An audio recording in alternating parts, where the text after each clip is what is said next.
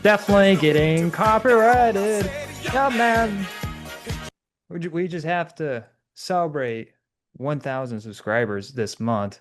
I had to stop the video, the song real quick because definitely would have gotten copyrighted there, 100%. Any I longer don't than know what you're talking about. oh yeah, That doesn't YouTube, exist. YouTube is going nuts right now. They're insane. But we also had to make, but I mean, declaring October 21st, National the Review Show Day for hitting 1,000 subscribers. Hey, if other useless days can be a national holiday, so can my channel. That hurts actually. Now, it's just the way that I worded that. I ain't useless. Maybe a tiny bit, maybe. But, yeah, it's a big milestone, and the channels are already almost kind of actually halfway to 2,000 subscribers at the moment of recording this on Friday at 9 o'clock. We'll see where we're at when this goes up on Monday.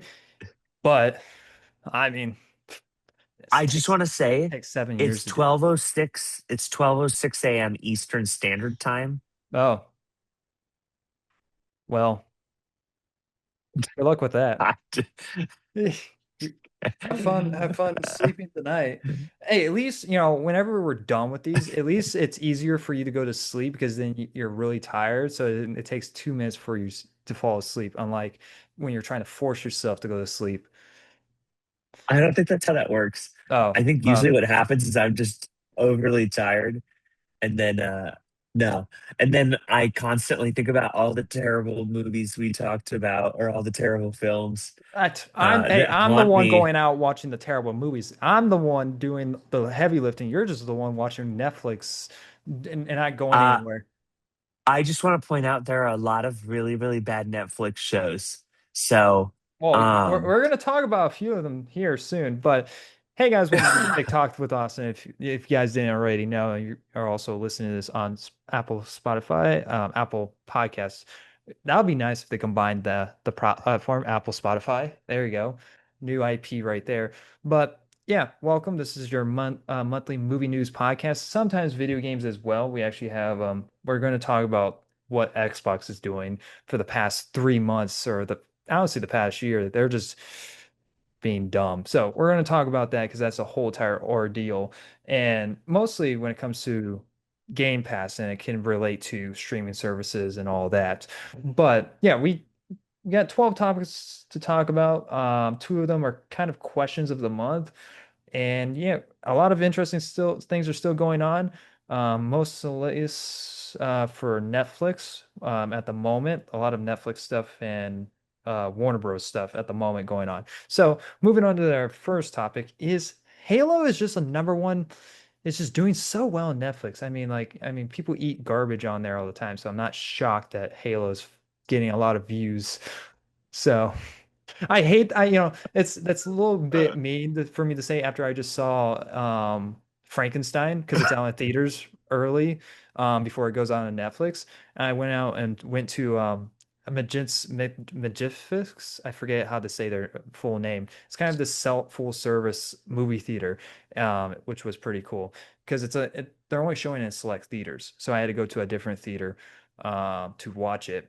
Pretty cool experience, and I actually did like the movie. So I will give Netflix prop when they deserve it, but 90% of the time it's garbage anyways. So, but yeah, so Halo is it's really doing very well on Netflix for some odd reason. Well, mostly because Netflix does have a bigger audience than Paramount. And so a lot of people that probably I had Netflix didn't have Paramount. And so when it came out on there, people were like, all right, well, it's here now. Might as well watch the 2 seasons. Someone that does this and who still didn't have Paramount at the time and still doesn't. And for someone that does have Netflix, I'm still not even watching Halo because I know how bad it is. I don't even want to watch it. I don't know who are nuts enough to watch it and just put themselves through so much torture for nothing. Where's the number? I thought I saw the number here, how much it actually got on Netflix. Oh, let me see. I was just checking that as well. But Um, it's crazy also to talk about this when Halo just dropped a remake of the first game. Did you see that? They dropped a trailer showing a I remake did of, see that. and it looks really good. It looks I played a bit of the first one, but I might wait to finish it for this remake because the remake in the for the graphics on that is actually really good. It's, it's a big game changer. I can't find the numbers on what they said, but I think the show cost over like $200 million. I did see that. Um, Halo reported had a $200 million budget for the first season. Yeah, and yet it's not making any of that money. Netflix is off the revenue of its watch time. So I I are you shocked by this? I'm not really shocked, but at the same time, I it's just probably because Netflix has a broader audience than Paramount Plus. I think I genuinely think that's really it. Um, It could have been the same exact garbage show and it would have done well. Yep, well, it would have I done even more well on yeah, Netflix, even and I so think that that's it. It's viewer ratio. How many people have Netflix compared to Paramount? And here's the thing. One thing that I think that we can agree on is I think for the most part, Halo did spend quite a bit of money on how the show actually looked. yeah. I actually really enjoy like the set design. I thought the character, in terms of like how like the set looked and felt, I But very not the much enjoyed story. it.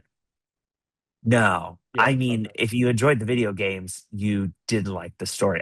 No. I don't know anybody who liked the story. Well, I think If that I if if the I biggest complaint of the show is Master Chief taking off his mask, I think there's oh something yeah, wrong the with his you. helmet, yeah, I yeah, don't find that to be an issue with anything. Well, yeah. and people might say it's like, well, then you're not a Halo fan. It's like, okay, but some dude taking his mask off. That's I care about the story. He could take his mask off all he wants. If the story sucks, the story sucks. And so I don't think the mask, but that was like the biggest complaint of the show. It's like Master Chief doesn't ever take his mask off. Okay, how does the dude fucking eat? Like, how does Uh, that? well, here's the thing. It was interesting because in the TV show, I think it was in like one of the last episodes of season Yeah, two. Um, I think it was yeah, it was the Fall of Reach or whatever. Sorry, spoiler if you did or didn't watch it. Whatever, it doesn't matter. It's been out, and the video game's been out. yeah. In the Fall of Reach, it was like they were like, "Oh, that's John 117," and they're like, "Oh, that's him," because he doesn't have his armor on. Actually, was this season? That was season one. Whatever season it was, I forgot what. No, it was season two. I don't remember. I forgot. I'm sorry. I just rewatched it and my brain is escaping me. And you But already anyway, forgot it. That's how bad the show yeah, is. it wasn't that memorable. I'm sorry. And it was interesting because it was like, he doesn't have his armor on, and so people don't recognize him. But I mean, this dude's huge. I mean, compared to everybody else, he's like this huge, like stature. I mean, And he's come small on in the now. show. No, I mean, he's pretty large. Oh, okay. Like Spartans are huge.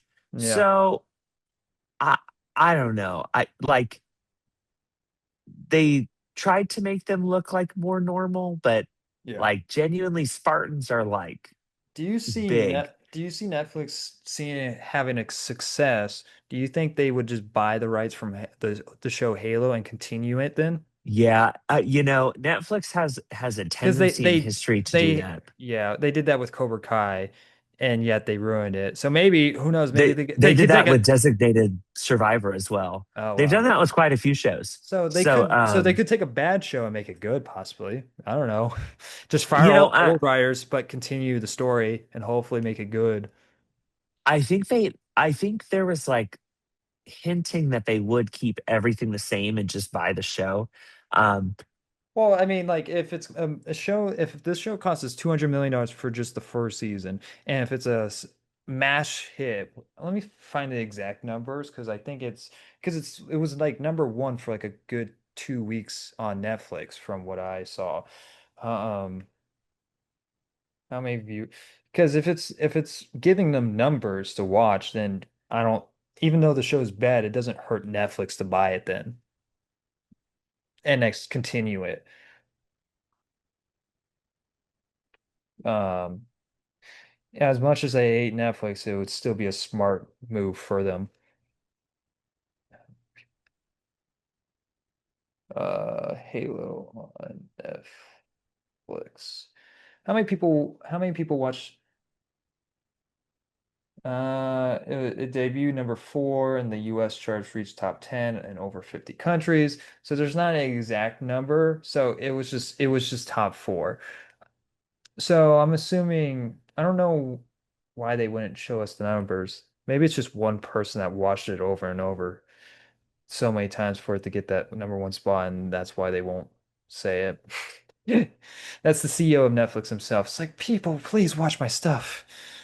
Um, but yeah, I would you would you see this as a bad move, and would anything really change from it? See, that's the thing that I'm interested in is if they if they were to pick up right Yeah, this series, um, would they change it? Would they keep the same story? You know, what would they do? I mean, we left off where whatever the alien Cheeky Boo, whatever her name is, they're yeah, on the ring, right? And so the question is, you know, how do they continue that? Um, and I'd be interested to see how they kind of do that. I'd be really fascinated to see that. Um, yeah. Well, and next Paramount is Also, over here probably being jealous, and it's like, why did no one watch it on Paramount? Because no one had it, and it was also not even good, so you didn't encourage anyone to get yeah, it.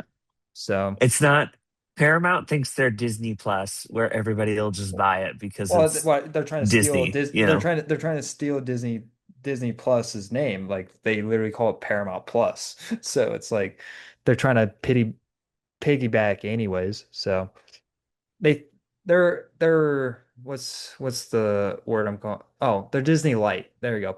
It's called Paramount Yeah, Light. That would be better name for you. But yeah, I don't know. It's just something to talk about and something yeah, crazy to talk about because Halo, a terrible show doing very well on Netflix. I mean, Stranger Things has been doing well for the past 20 years, so and that's been garbage since season 2. So, not really a shock. But let us know your guys' thoughts in the comment section below. Speaking of Stranger Things, so a lot of information came out about Stranger Things season 5.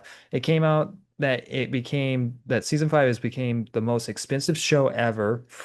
Just I think it's just in general ever. Even cost more than Acolyte. That's that's that is very uh impressive. uh, That, uh, yeah, um that might not that take that as you will. Maybe that might not be really good. This season might suck. Especially, and another thing that came out about this season is the episodes lengths. The time length on these episodes are they're a joke. They are a simple joke. And I'll show you and I'll talk about why I think they're a joke. So, chapter 1 is an hour long, an hour and 8 minutes long. Chapter 2 is 54 minutes long. Chapter 3 is an hour and 6 minutes long. And chapter 4 is an hour and 23 minutes long. That's a whole day of Stranger Things. And you know for a fact people are going to sit down and binge watch these back to back. That's that's going to be like that's more than that's more than 6 to 7 it's too hours. too long, too much, I don't lame. I don't get it why like I like see I want if you're gonna tell a story in like 8 episode form, yeah, I would like the show to be have like an hour long episodes. But the problem is Netflix drops all their episodes. Well, now they're dropping it into parts. but they're still dropping like 4 episodes into each part every other month. And so you're dropping 4 episodes and they're all over an hour long. Even one being almost 2 hours long itself. Why not just give us more episodes? Wouldn't that be more beneficial for your show, especially for it being a finale season as well? Wouldn't like why would it I don't get the decision on that. And there's people defending this and saying like well, we are getting more episodes. It's like, yeah, we're getting 8 episodes of over 2 hours long of episodes when we could have maybe See, 16 episodes that are 45 minutes long. see, Uh, that's what I was curious about is the entire idea of, okay, are they releasing it over? Because I have to be honest, I did not look how the release schedule looks. well, so If they release it over, what the release schedule is, so volume one comes out on November 26th at 5 p.m. I just okay, So you're already going to be spending all night watching this first volume because it's going to be over like 7 hours long. You're going to be at least at Pacific time. It's going to be like 12 a.m. when you're done but with it. Maybe they should have and with Eastern they should time, have you're going to be like 3 in the morning. Well, it's just it like should have been one a one a week. week. Yeah. They It's should have like done if it that. Would was have been that. so much more hype. Well, It see would have been so much better. if Netflix was dropping episodes like once a week, then these hour-long, over-long episodes wouldn't be a big deal. But since you're dropping them in groups, it is a big deal. And so you have Volume 2 coming out on Christmas at 5 p.m. Who's gonna spend 7 hours watching Stranger Things on Christmas? Probably the single people like me, but not everyone's single. Bro, throw himself under the bus right Yeah. there. I'm like, So, what? well, I I, I mean, no, but you're right. I just don't. It's been years, and this is the release schedule that they came out with. well, Really? and get this, and they decided to hold off showing the finale until New Year's. They're going to show the finale. So they're going to hold one more episode to show the finale on New Year's. I'm like, what are you like? So they're going to drop it in 3 parts, but really 2 parts, and drop one more episode before the end of the year. And what Yeah, the that's one cool thing I guess about this is that they're going to release the finale episode in theaters. So I guess that's kind of cool, but at the same time still lame because we have to fucking sit through 7 hours worth of Stranger Things on November 26th and Christmas to finish the show. That's just not people are not I don't not everyone's going to be able to finish this show before it's even over. With how long each episode is. It's going to take yeah. a whole entire day to No, finish one volume. Um, no. I'm sorry. That's not. and it's been what 6 years since the last season. When was season four? Before COVID? No, it was actually, I think, during COVID. Season four was during Yeah. COVID. So yeah, almost 6 years, like 5 to 6 years. Like, I don't know, who's still excited for Stranger Things season five? I don't. Uh, that's the thing that. Let's see. I'm just reading. I'm so curious. It's like, 10 what are they doing within these episodes too for them to be this long and be so expensive? Well, I don't know, but it's been 10 years. So 10 years of Stranger Things. I feel like there's going to be a And time jump at the beginning of the show. There's going to be like a 3 year or 5 year time jump because they're all old. They're all like they're all out of high school and all of that. yeah, And so that immediately like cliffhanger tension immediately drops off because you did a time jump. It's like, oh, okay, wait, it's so this is what's been going on for 5 years. Lame. yeah, Um, yeah. I don't understand the, well, yeah, it just yeah. doesn't make sense. And not only that, Stranger Things is the most problem show to not kill off a main character. This show has a problem killing off main characters, and when they go off to try to kill a main character, people get upset, and so they backtrack that literally the next season. Like they did that with Hopper. It's like, oh no. Well, actually, they didn't. They fake tease killing him, but you knew he was still alive because then he jumped into the portal, in season three. Season three. And there was this whole entire storyline about trying to get him back in season four. Yes. Yeah.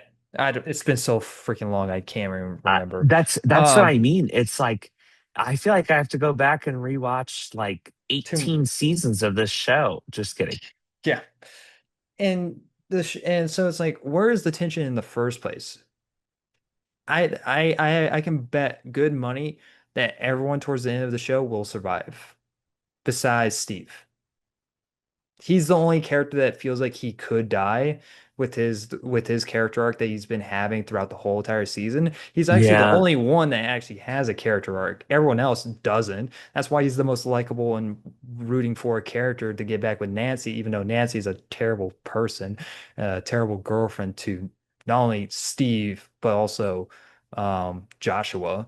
She's just an awful character. Nancy's amazing. I don't know what you're talking about. She is by far the best character of this entire show.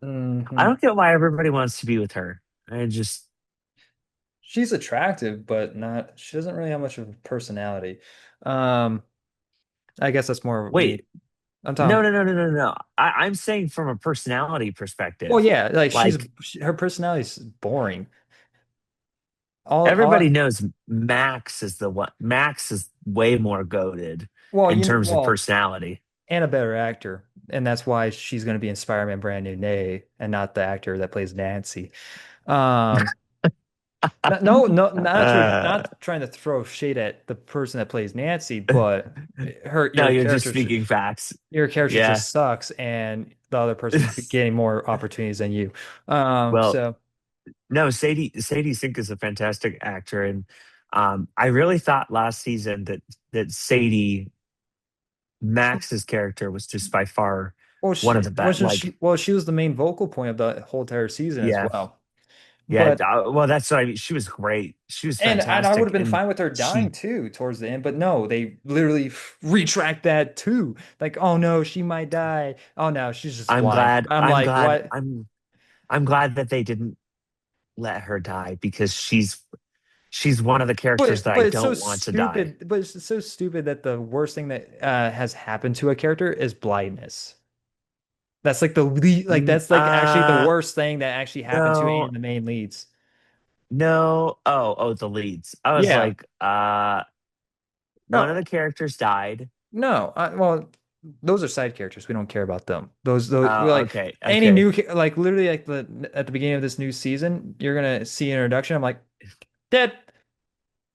I'm not gonna feel any attachment to you. You're dead. I don't care. I don't care how yeah, much they like make me like you. You're dead. Like, and yeah, so that's fair. Um, because a lot of people want to bring what's his Joseph Quinn's character back, and it's like he's not coming back.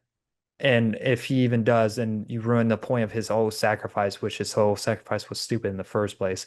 But it ruins the whole point. It's like why this is a problem with with any form of fan base when it comes to any show. People are like, why does that person have to die? Because it adds tension. Do you want a boring Yeah, show? Well, that's what you get. You get Stranger Things, a boring show. So there, that answers my question. So uh, everybody, drop in the comments how much you like Austin's opinions I or immediately how dropped much you down to hate them. 500 subscribers. 600 of them just unsubscribed immediately. See, yeah, we're celebrating 1,000 plus Then subscribers. we're gonna have to undo the dance moves that we did at Yeah, the beginning. great, lovely. We're off to a great start. Well, Too if you funny. oh boy. No, Too everyone that funny. subscribe always agrees with me. There's never a disagreement. This is not a democracy. This is communism. Um, yeah, that's the right word for it. I Or I missed I dictatorship. missed I missed the memo when I joined this Oh, show. So everybody, it's in your I contract. You don't didn't know what read it. happened. No, I didn't even know there was a contract. Yeah, This yeah. is news to me. Here's your signature. That's right there. But yeah, Wow. yeah. You didn't know you're like Tom Cruise. You did not know you're in a cult. Well, I know I got eye surgery, but I definitely did not see my signature. Let me tell you, I didn't even see a paper. So I definitely need It's to go not back. visible. It's not visible to the naked eye. You're fine. Oh, okay. Okay, got it. It's the small fine print. But yeah, let us know your guys' thoughts on this whole entire matter. I think this is just stupid. I'm hoping it's Yeah, good, that but at the makes two same of us. time, it's I don't really who I feel like the hype is already dead. Like I feel like even the people that are looking forward to this season are not really looking forward to it as much as that they were. So I don't know. Let us know your guys' thoughts in the comment section below.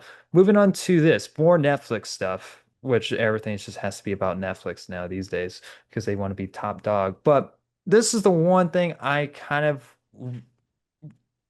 it's again, it's something that Netflix bought. It's not something they started, but it's just something that they, I guess, own that I really do enjoy.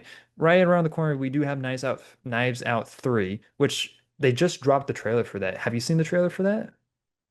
I actually did see the trailer It's for it. actually it looks Um, really good. And it seems like so Daniel Craig is kind of playing it a bit different, which is kind of the oddball, but it's like, all right, maybe he could have a lot of fun with this because he's kind of taking it like with this pastor detective route with this long beard hair that he's going for.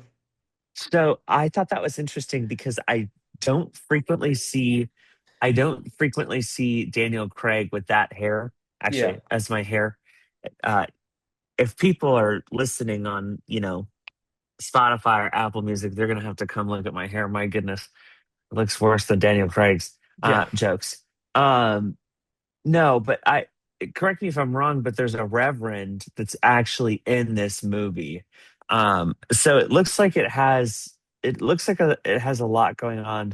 Yeah. Um, I'm a few things. I feel like that well, we'll talk about where this is going actually, but Well, I think Jeremy Renner is the killer. I feel like it's just that if it's that going to be that obvious if it because you know for a fact that like Chris Evans who wanted to play something very different in the first one, it was wasn't it kind of obvious that he was kind of the killer yeah, and I actually did tell my dad. I was like, I think it's Chris Evans. It's just Um, because it's like you have this big name actor that's now trying to get out of Marvel. He's going to try to play like a curveball type of character. I think it might be the same thing with Jeremy Renner, but the difference between Jeremy Renner and Chris Evans, he was doing other stuff outside of Marvel while being in Marvel. So he could go back both ways with it, but I think it could. Do you think it could be him? Because honestly, he wasn't in the trailer that much. So it seems like they're trying to so here's hide the some of thing. his stuff. The cast is, I mean, Glenn Close, Mila Kunis, I Josh think Brolin, Jeremy isn't Renner. Denzel Washington in the film as well? I think I saw him in the Um, trailer. let me see. Let me see. I was checking. Uh, no. I saw a black man. That might sound racist, Daryl but Daryl McCormick is in it. Thomas Hayden Church is in it. Andrew Scott. Josh No, Brolin. I didn't see I was thinking, Denzel Washington. I was thinking of Jeffrey Wright.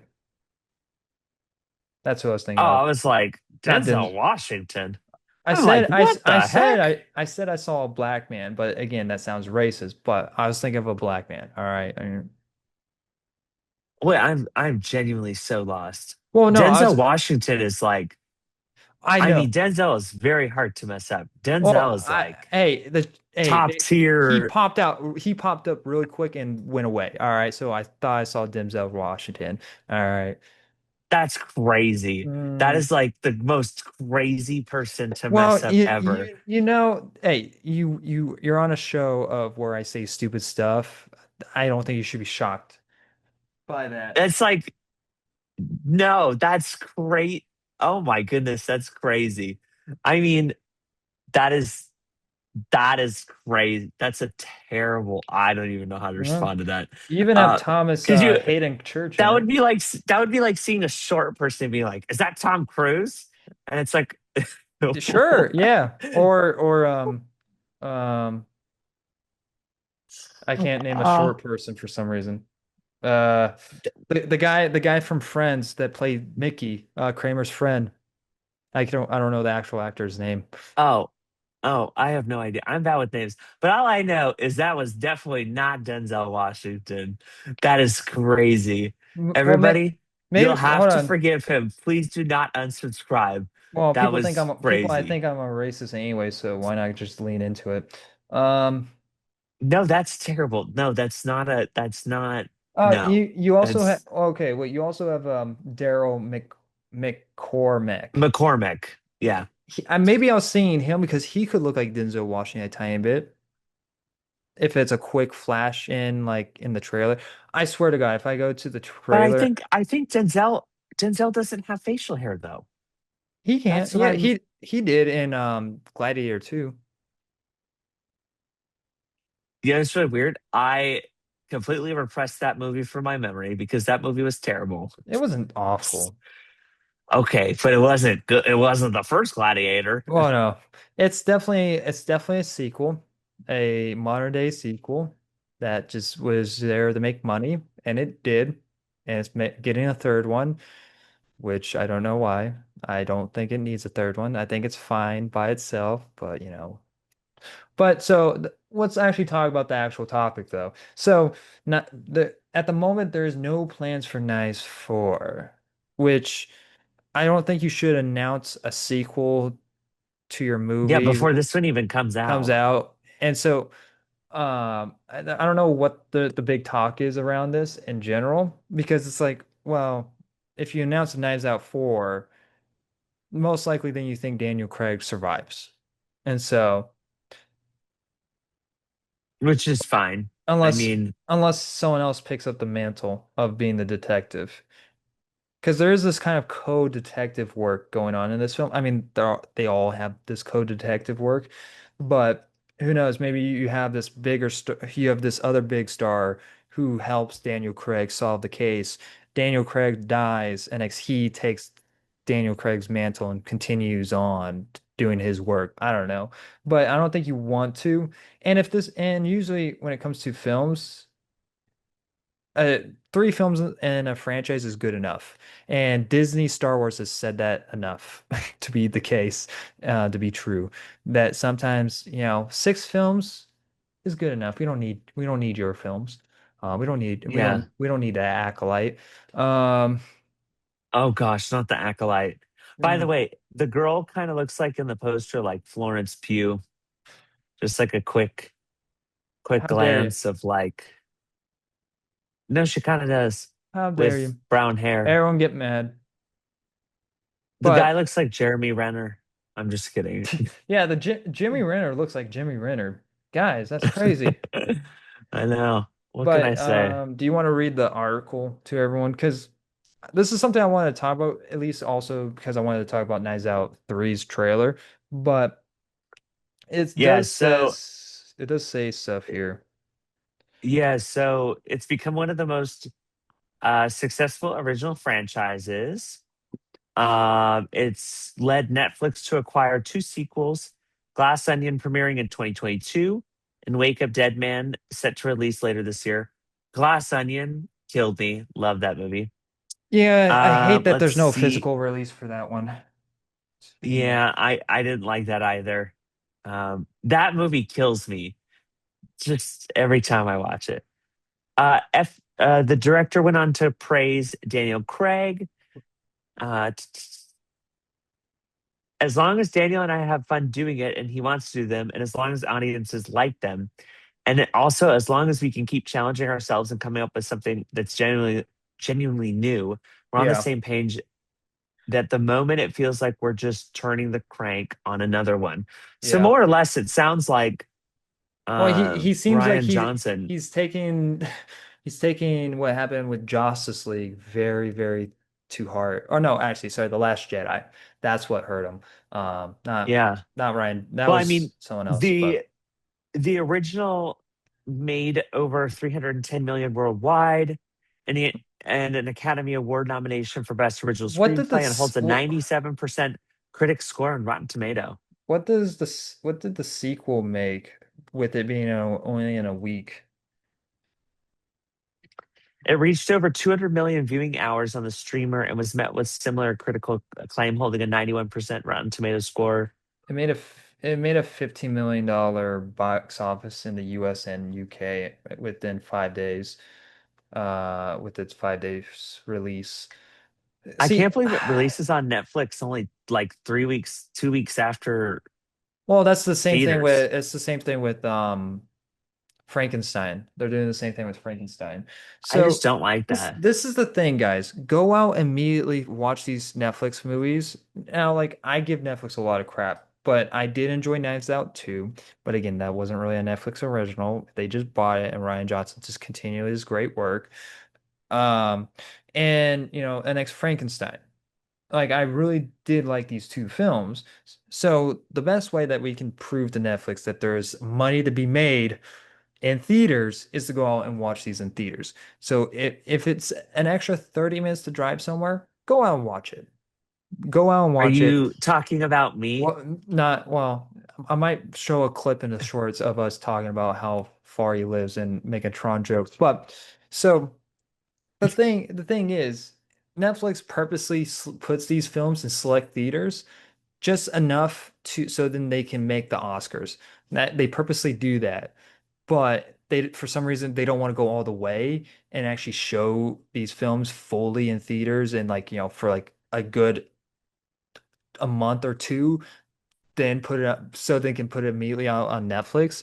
It just doesn't really make much sense at a money making standpoint. They're leaving so much money on the table, but if we can show them in just one weekend that there's money to be made, I think they might turn the head a bit more towards theatrical releases because the one thing that talks is money, and Netflix likes money. They So, also like subscribers. while they would get more well, it's already been proven with Warner Bros., Disney, Paramount that they grow based off theatrical releases first, and next people go out and watch them on streaming. It's been Yeah. proven 1,000 times, and yet Netflix is becoming blockbusters where they don't want to change the way that they think. Well, eventually they will die out. I don't get it. I'll be seeing this in theaters, and I'll get your guys' review out 2 weeks early. So there's that. I just, I mean, Netflix isn't going anywhere anytime soon. No, Um, they would have to be hit very hard for them to be. well, streaming, they'll just need to stream to your brain next. So wait until AI can just zap it into your brain and then Yeah, you don't have to do anything. Just kidding. yeah. Um, but no. So, no, my thought process is just in terms of this one, um, I think it's going to have a pretty good release. I, I don't know. Do you see there? I think Do you see a point of even a Nice Out 4? Even if this one's really good, let's just say if it's really good, do you even see a point? absolutely, Okay. absolutely. I mean, if they're If they can the find the creative first two different, movies were yeah, the first two yeah. movies were very, very different. I love the humor of the second one. Well, it seems Um, like this one's more religious, taking a more of a religious route than the other ones, and so yeah, it does seem like if each film has its own theme, then sure, that's great. Um, then that yeah. would be cool. So one of my friends absolutely despises Daniel Craig. Just thinks he's a bad actor, had never seen a James Bond film, was just like, James Bond sucks, blah, blah, blah. And I was like, dude, you've never seen Casino Royale. So I made him watch Casino Royale and I made him watch Knives Out. And now he's a huge Daniel Craig fan. And I'm like, yeah, this is weird. I also made him watch Defiance, which is an excellent movie as well. Um, it's the World War II one where Uh, they're Jewish and they're hiding in the forest mm, from the Germans in World War II. yeah. Excellent, excellent film. I mean, were they Polish Jewish? I don't I don't remember the whole scenario. Fantastic film, very sad.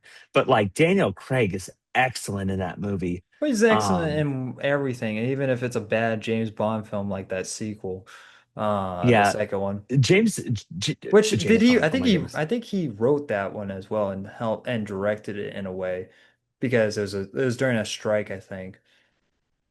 I genuinely don't know, I but rem what I do I know remember is I that like Daniel because Craig. yeah, I remember that because it was an issue with that film because um of there was a strike, but I forget which strike it was. If it was a writing strike, it was most likely a writing strike, and so he had to write the script and probably I think help direct it as well.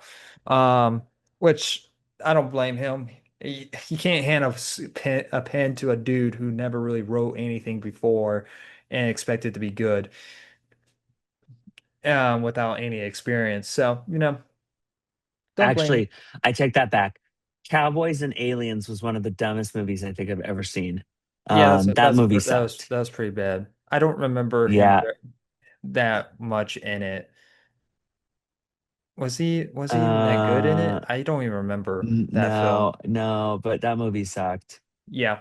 Uh, but Defiance was good. Oh, Well, let us know your it's guys' thoughts good. in the comment section below on Knives Out 3. And would you like to see the Knives Out franchise continue, even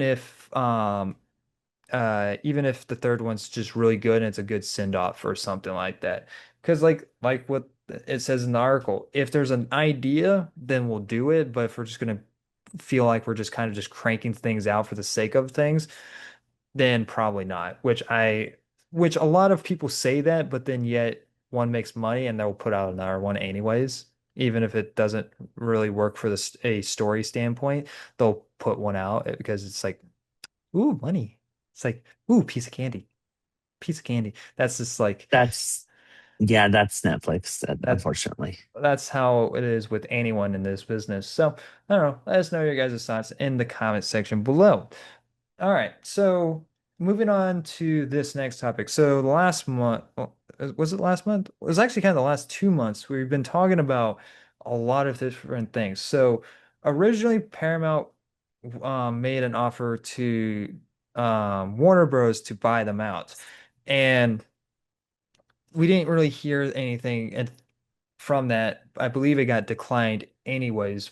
Um, During last month, we didn't really talk about it, but we what we did talk about was Netflix was interested in buying Paramount, Warner Bros. And Apple was interested in buying Warner Bros. Like everyone besides Disney, I think, is interested in buying Warner Bros. And it's funny. People are wondering why is Paramount and all these other companies interested in buying Warner Bros. Hear me out. So when originally Warner Bros. Was owned by AT&T, Yeah, they bought it for $108 billion. Dollars. like That's some crazy, yeah. yeah, that's what Warner Bros. Costs. When they took the studio, shoved it into the ground, stomped it, and squished its head like it's a watermelon, like it was from Halloween. Killed the thing. It's dying on the ground. You have David Slavslev coming in, buying it for the worth of $45 billion. The company was worth $108 billion, and David Slavslev bought it for $45 billion. And since then, in the 5 year process of David Slavslev, doing all these weird things, sometimes they were outrageous things that people weren't going to agree with them, but they were mostly the right choices. I didn't always agree with some of them because some of them were kind of iffy. Like I will 100% agree that it was dumb to change the name HBO Max to Max and exchange it back to that. That was stupid.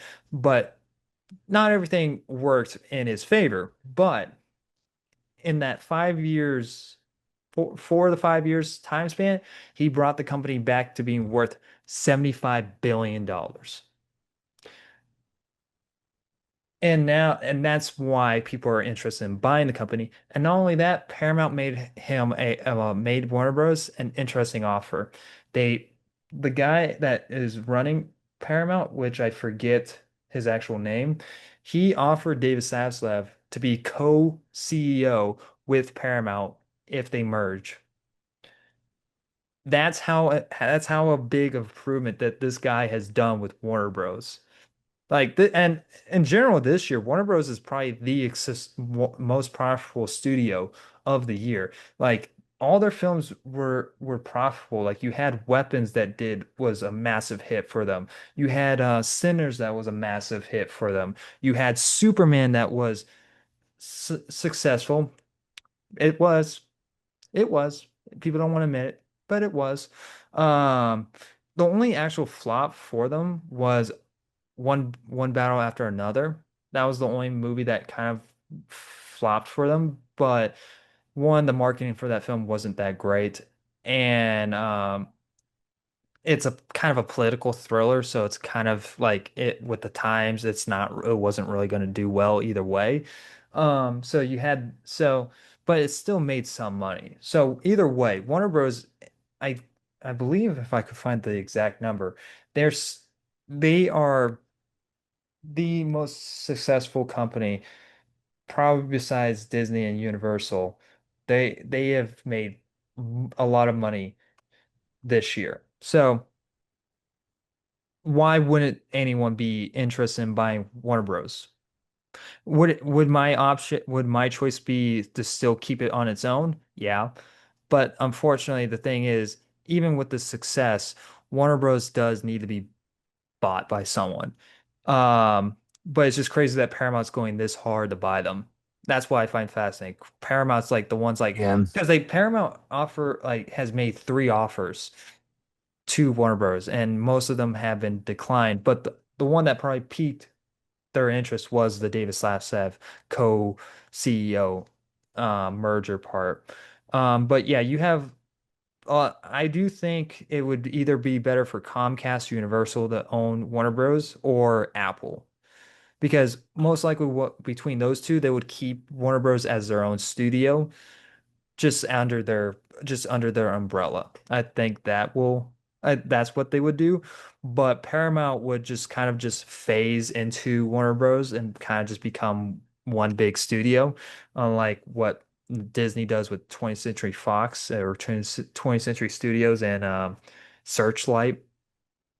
And the last option should be definitely Netflix. Netflix should not be buying Warner Bros. Because that would destroy the film industry. Yeah. They It would wouldn't. they would just make everything go on to Netflix, and they wouldn't release things in theaters anymore. And so yeah, Yeah. like what is your thoughts on all of this? So here's the thing. AT&T, the whole. I was reading while you were chatting. I was reading it. So like, Yeah. just to kind of give. So kind of kind of bring it up to speed. Um. So in October of 2016, AT&T announced a deal to buy Time Warner for 108.7 billion in an effort to increase its media holdings. So AT&T wanted to kind of build into that DVR streaming, all that stuff. Hmm. Warner Bros was a part of that Time Warner deal. Yeah. So then, 108.7 billion. $85 billion of that was actually purchasing. The other 20 billion more or less was taking on debt for a total of 108.7 billion. Now, just a year earlier than that, AT&T purchased DirecTV for $48.5 billion. So you think in less than 2 years, they've spent $150 billion on Time Warner and DirecTV. Yeah, and DirecTV is Oh already on gosh. its way out the door. Yeah, exactly. Okay.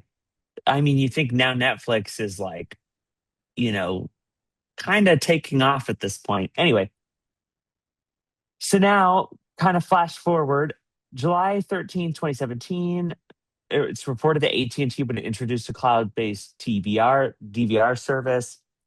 It would help unify DirecTV and DirecTV Now with Uverse. The service named HBO Max launched in May of 2020. So now it's COVID.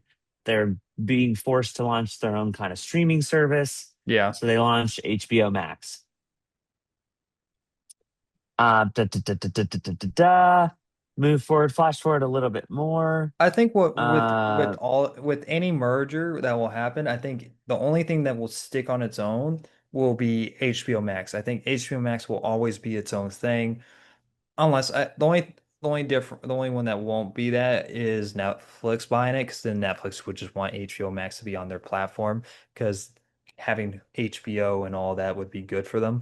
But the only one that, but I just wanted to mention that I think the only thing that will stick on its own would be HBO Max if Warner Bros. Gets bought out by any studio as well.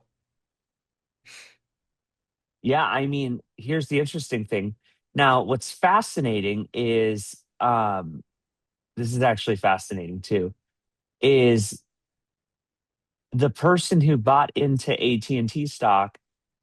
So in September of 2019, activist investor Elliott Management revealed that he had purchased $3.2 billion of AT&T stock, so about 1.2% of the company, and had pushed for the company to divest assets to improve its share value, to basically get rid of the stuff that was not worthwhile. So in this case, I would imagine that the Time Warner, all that crap Yeah. was bad.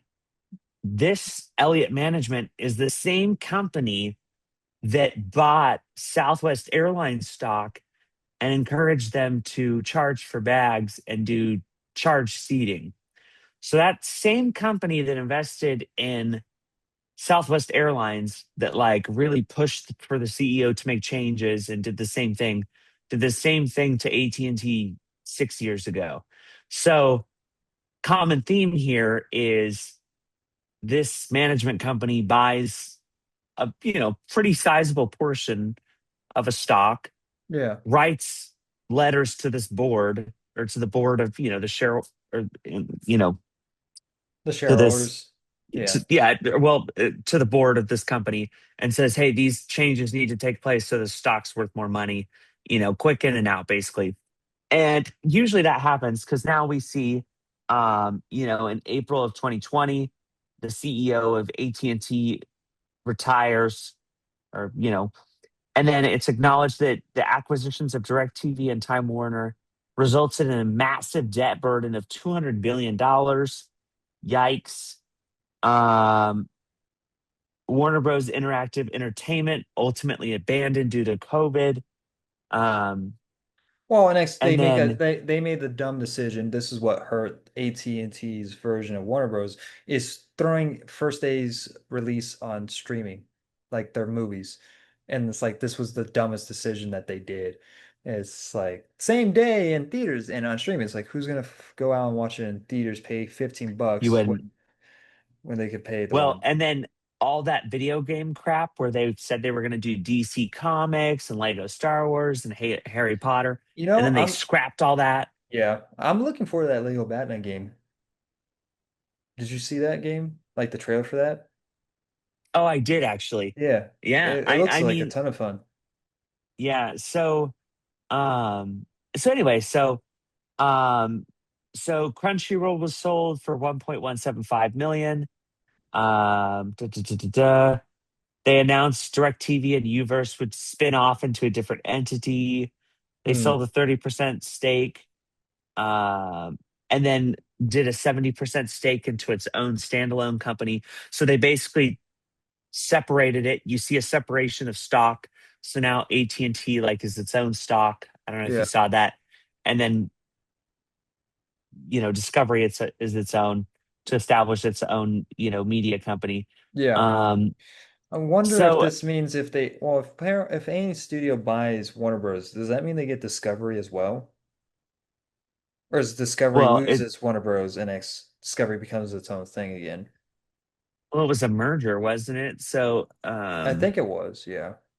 So if it was a merger, if they purchased the entire company, so it depends. Is it an acquisition? If a company acquires it, then Warner Bros. Discovery was completed in 2022.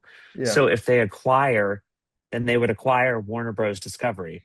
Yeah. because that's the company. But if it's a merger, it may one company may absorb the other. It may be like two, I think they're trying to get like rid of Discovery anyways because Discovery is just not profitable at the moment. And so,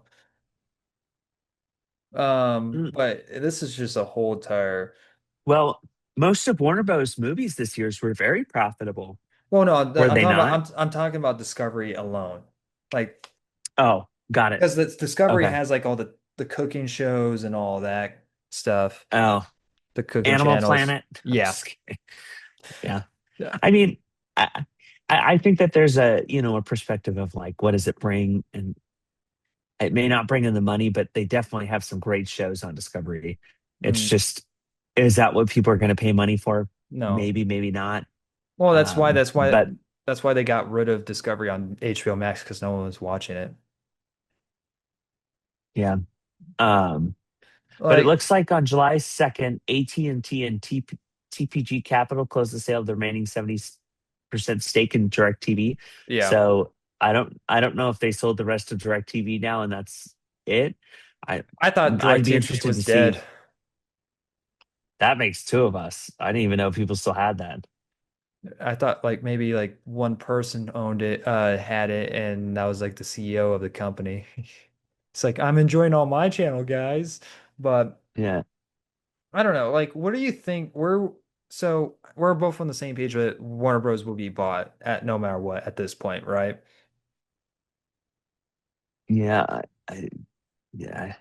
Like I it. mean, I don't see it- anywhere going else for them, even with the massive success that they had this year, with the profit of each film that they've been making from, and the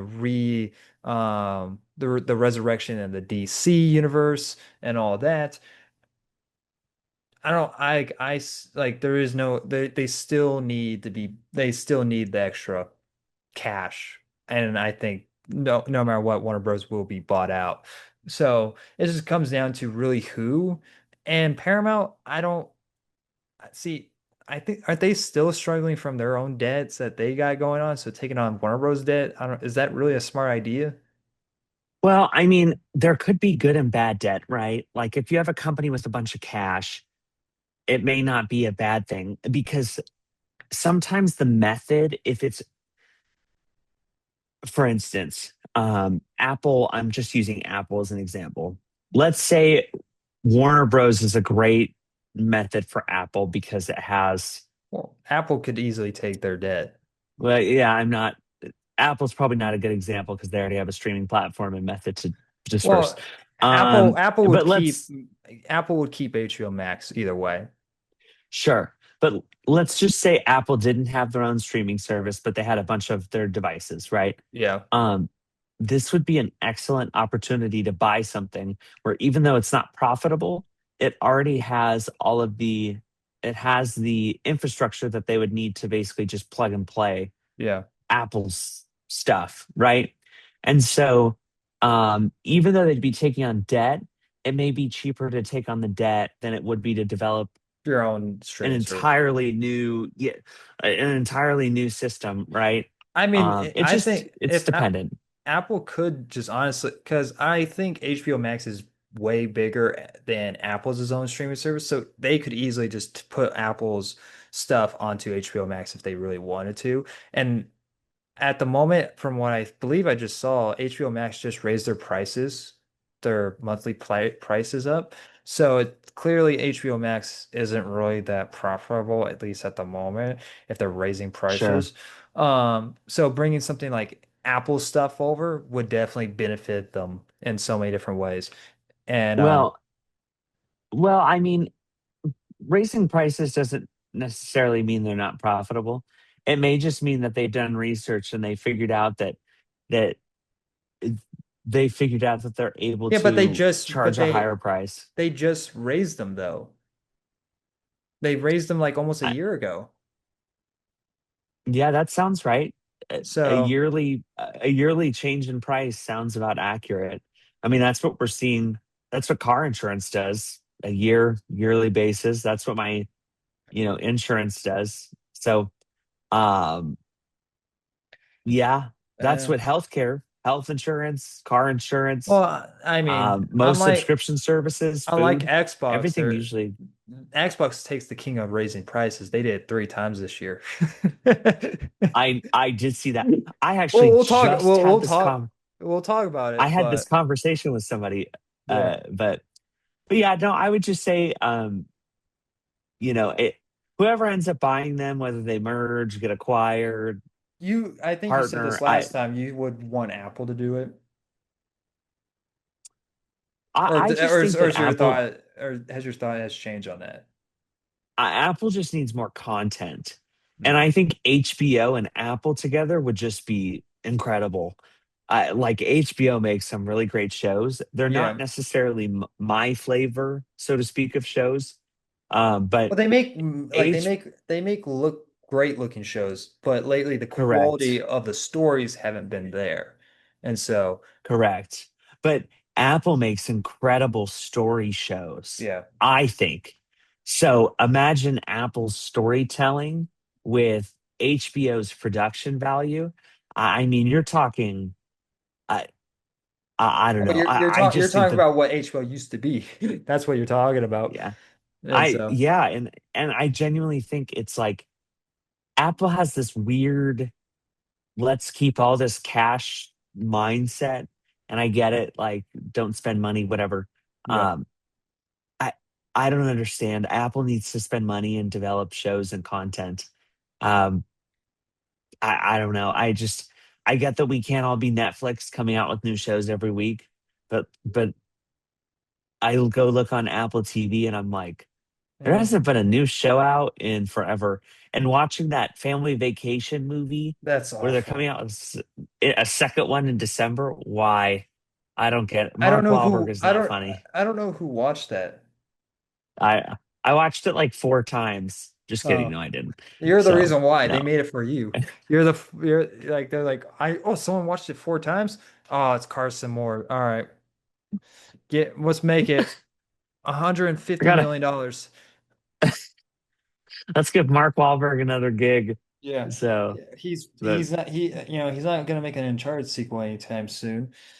oh my gosh, that's hilarious. Yeah. So but yeah, we'll see. I mean, no, but no, I I think Apple would be a fun one to see purchased it, I not from a think perspective that they need the streaming, but just from mm, content. yeah.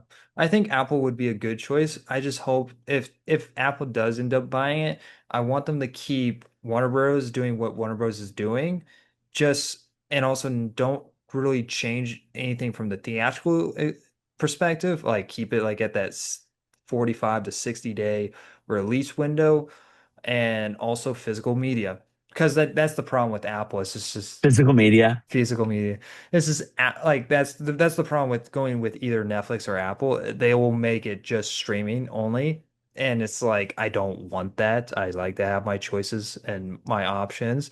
And so people want to say that dictatorship is bad. Well, hey, guess what? That's what Netflix and Apple is. They will dictate what you will watch. Just funny thing is how I'm really offending a lot of people right now. Moving on, but yeah, let us know your guys' thoughts in this comment section below. So speaking of, I guess, politics, but California has banned streaming service to have loud commercials, which I did not know this was a problem, apparently. I mean,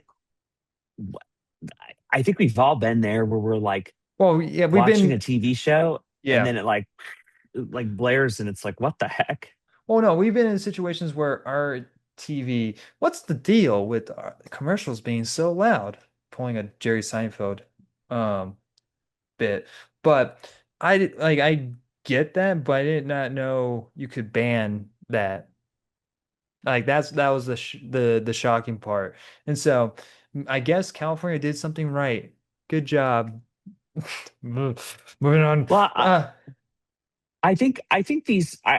mean these next two topics really have a lot to do with each other because of obviously the same state. Yeah. Um, But I think that what do you think about this overall first?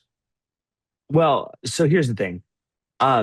One, banning loud commercials I think is smart from a perspective that I like the idea that keeping like the volume the the same. same is very smart. But the problem is that's Now, also have to do with the movie or show is being compressed for streaming. Because if you sure, look, so a way that the movie is playing at a theater is has to be compressed down for home theater experience. So whenever you have that difference of like loud explosions to someone talking very quietly, it's the same volume, but it's because the way it's compressed, it's the volumes sound if it sounds more quiet than it actually is. And so sure. that becomes a production problem, which I don't know if there's really a way to fix that.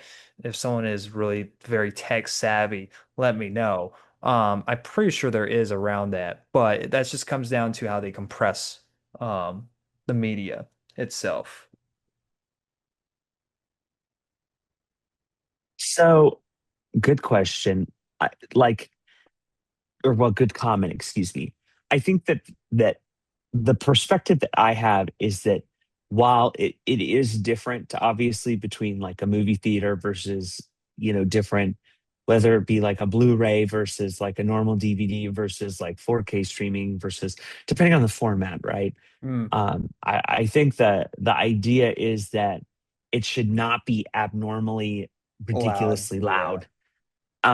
And I think we've all been in a scenario or situation, and it even happens with like YouTube videos, Oh yeah. um, where we'll be like It's, listening to, it's like you're trying to get your attention, like they're trying to get your attention. It's like, we got you, right? Buy our stuff. And it's like, what? yeah, it's great. It's like when you were watching Billy Mays, where he'd sell like OxyClean, he'd Yeah. be like screaming, he'd be screaming at the television, and it's like, you went from watching like the Nature Channel, You're and watching it's a like, ASMR video and it's like, oh yeah. yeah, well, Buy our yeah. OxyClean. It's like, oh my Well, God. it's weird. You'd be like, the African gazelle is running, and they'd be like, Billy Mays here with Yeah. OxyClean, and then you're like, whoa, like why is I this just went so dead for loud? 5 minutes. Uh, it was so it just it would catch you off guard, and then you'd have to keep like we've all been there where we're like clicking the volume button like down or Yeah. clicking it back up because now we can't hear, and so being able to regulate the volume without having to do it ourselves is very nice. And Yeah. so, is it a huge problem? No. I think California just finds Well, ways to ban things or like they'll find implement they're gonna rules. try to take that minor win. It's like, yay, we did something. It's like, cool, fix your state. N- Yeah. I don't know. I Fix my I'm I'm hometown. pretty sure I probably just yelled super loud at everybody. Yeah. Um and We're it's complaining about definitely lad commercials, yet we're being part of the problem. But the thing is, yeah, as I'm does definitely yelling. does this how does this overall fix for does this affect just Yeah. California or does this overall go for the whole entire country? Like how Yeah, I mean I mean this is a California thing. So when California bans something, my guess would be that streaming platforms or websites or whatever that may be will probably have to implement a tool that basically helps facilitate well at that point or basically helps. you might as well just do that for all every location at that point, it doesn't matter where. Because I guess it's almost like a one deal. I think it It's like should a be a tool deal. anyway. Well, it's if one It place should exist anyway. well, yeah, but if like one place bans this thing, it'd just be easier to do that just for everything in general than trying to compress or trying to make one commercial in one state more quiet than the other states. Sure.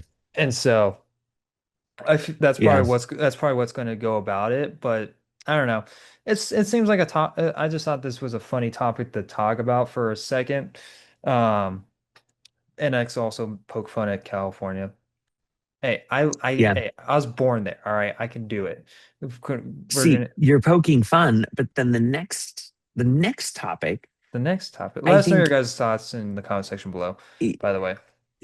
are you going to poke fun at this? Because I think this is actually a good Well, topic. no, Can I this introduce this one? this also leads into like a another, but this is actually a bigger positive over the other one. So this is a bigger positive thing for Yeah. California. But yeah, you So can. so Governor Newsom, I'm not taking sides or making political statements, by the way. I'm just reading a quote. Governor Newsom announces tax credit awards for new job creating films shooting in California, generating $1.4 billion You dollars should for the have done state's this a long economy. time ago, but So, they're um, realizing because everyone is moving to Europe to film stuff because it's just cheaper to film in the UK. yeah. So now we in the States have to figure out how can we bring life back to the movie industry here, giving more incentives. But yeah, you continue. Yeah, so it's going to be employing up to an estimated 8,900 cast and crew members, 46,400 background performers. Project represents 1 billion in qualified in-state spending and are inclusive of 629 million or $629 million in qualified wages. Some things to announce. Projects include 511 filming days outside of Mm. Los Angeles area known as out of zone filming days.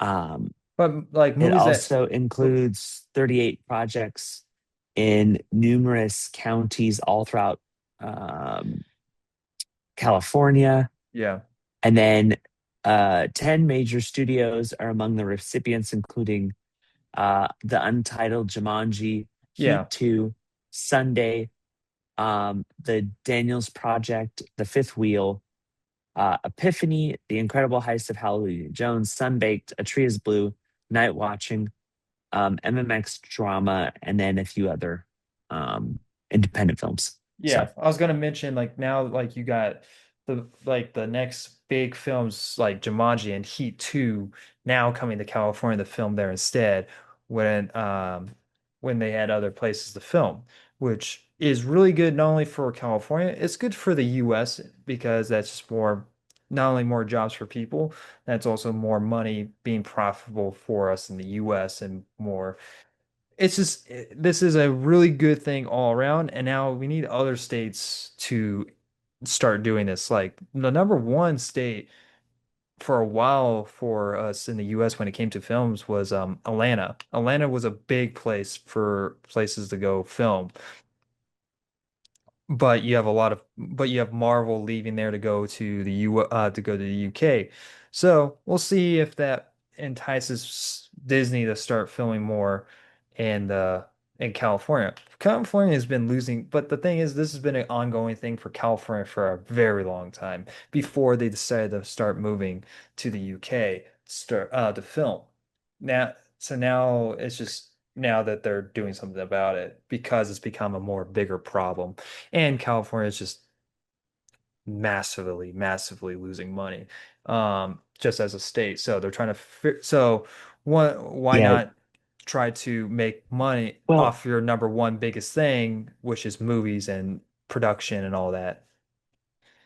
well, it's, well, I don't know. I'd have to look to see if what's their largest economy. I mean, California is the fourth largest, Well, excuse me, economy by GDP on the entire yeah, planet. but they're But struggling still. They're still struggling. oh, that industry is definitely something. But California definitely just is an extremely large economy. But Yeah. no, I think the perspective that I have is that there's always going to be somebody that can usually do it cheaper and more inexpensive, right?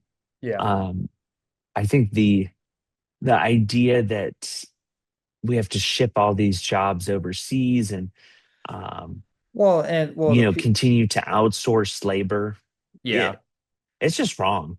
These companies are just greedy, is Well, really what it the is. reason why And they're going to the UK more or less so then they don't have to pay for healthcare. That's the number one reason because it's really cheap in the UK and Canada. yeah, You froze. This has been a first time in a very long time. oh, can you hear me? I can hear you, but you're just looking into my soul and it's very disturbing. Um, Um, okay. oh, I didn't do there, anything different. there you are. All right. But yeah, so like Okay. that's like the number one reason why they're moving all these productions out there because it's really cheap. The healthcare out there is just really cheap, and so which people are like do that US. Yeah, well, if you want to wait 6 months plus to get your health check, then sure, why not? It's the reason why those countries are complaining about their healthcare. I just think that Well, it's it's a terrible besides, it's a terrible thing that studios are trying to get away from paying proper to their employees and proper to their crew so then they can save a well, quick buck. I guarantee that if a massive movie star has need for health anything, they're going to be Oh paying no, for the it's best the health crew. care. It's the production assistants and all those people that will have to go out and pay for their own health care out there. Correct. It's not it's Correct. Well, the actors will be covered because that's part of their more than contract. likely they'll be more than likely the reason that they're doing it in those places is for socialized medicine. But yes, but I think the thing that I find fascinating is that doesn't necessarily make it right. Basically, what they're saying is that they're I don't want to say mooching, but I mean they're basically Well, they're taking taking, advantage of. yeah, of other countries. Now, I'm sure these countries are probably excited to have all those people, right? But Well, yeah. I mean, as one like as they're even when one place is suffering, there well, what's the proper word to go about? There's always going to be demand, is the way I'm going to go about it, as sure. try what I'm trying to say. And in the US, the demand was so low that it was really hard to get into the industry because there was because you had Marvel and all that, but now since Marvel has left to go to the UK, there's this high demand. And there was that high to demand in the UK, but they were offering it to be cheaper for them to film there. But now you have people here that are jobless. So now there's this high demand, just that no one wants to film here because it's so expensive. So, Yeah, I just they say expensive and then pay people outrageous amounts of money, like these film well, executives or yeah, CEOs. well, So yeah, the people that don't do anything. Like I saw an article yeah, on Kathleen this. Kennedy. Yeah. Just kidding. Well, I just saw this article on a show about how their production assistants don't get paid very much on the show. And so it's like the people that are actually kind of doing the hard work. Now, that doesn't mean no, like the director or the actors aren't doing anything, but a lot of the heavy lifting is the production assistants, and yet they're being paid barely minimum wage probably. And so, Um, yeah, see, that's just a yeah, that's systematically wrong. yeah. Um, yeah, so hopefully, that revitalizes and revamps, at least for California.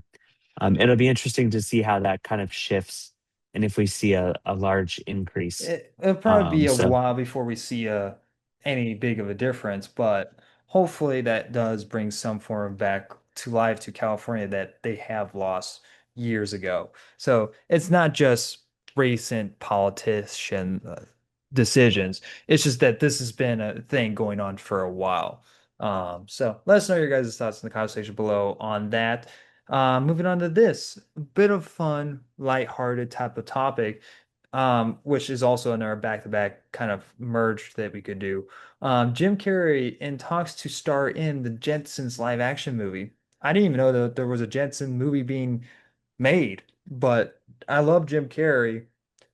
Do you think this would be a good role for him? Do you think he would fit? What role um, is he even going well, for? Well, he's probably I'm going assuming for that the father, I'm assuming. Oh, you're frozen. You're frozen. This is great. Happening once again, guys. Again, the elevator music. Do do do do question. do. Oh, Um, oh, there you are. You're back. oh, Yeah. when you sent me this link, I was blown away because oh, go ahead. Oh, uh, am I back? Yeah, you are. Can you Okay. hear me? Yeah. Just start at the beginning, I guess. At the very. Oh, yeah, no, when you sent this link, it like shocked me. I was like, is Jim Carrey going to be George Jetson? Yeah. Because his age profile um really doesn't fit with George Jetson. Like I just don't see him as How old is Jim um Carrey? Like 65? oh gosh, I would imagine he's close. I think he's in his Um early I 60s. I would imagine like 62 maybe. Yeah, he's 63. Okay, yeah. Um But I thought he was yeah, done I with mean, I would acting, which imagine is funny. I thought he was retired. I could see this. George Jetson's funny. So I could see him fitting this role. I just think he's a little bit older than I would have anticipated George Jetson to be. How old is But George Jetson? Is it he's like in his oh, 40s?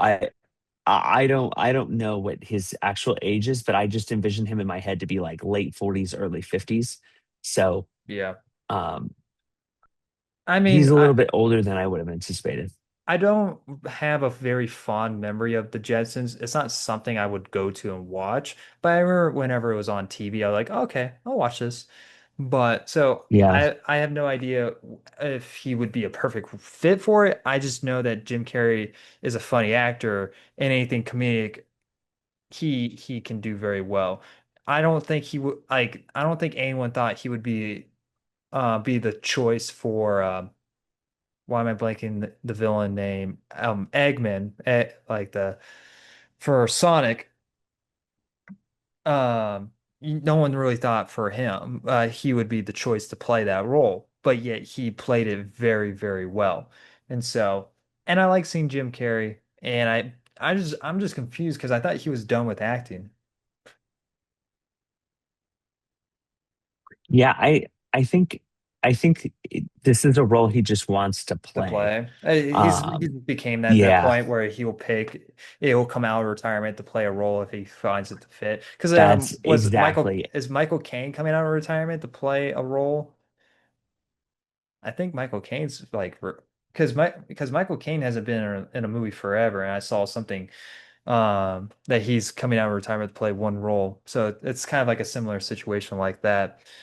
But yeah. It could be a fun movie. The only thing that has me worried, did you notice the name? Who's directing the film? I did not. Who is it? Colin Trevorrow. Our you know, he treated my favorite franchise very, very well, you know, with Jurassic World and all that. You know, those yeah, yeah. So that's kind of my only worries. Oh Um gosh, I will not be seeing it.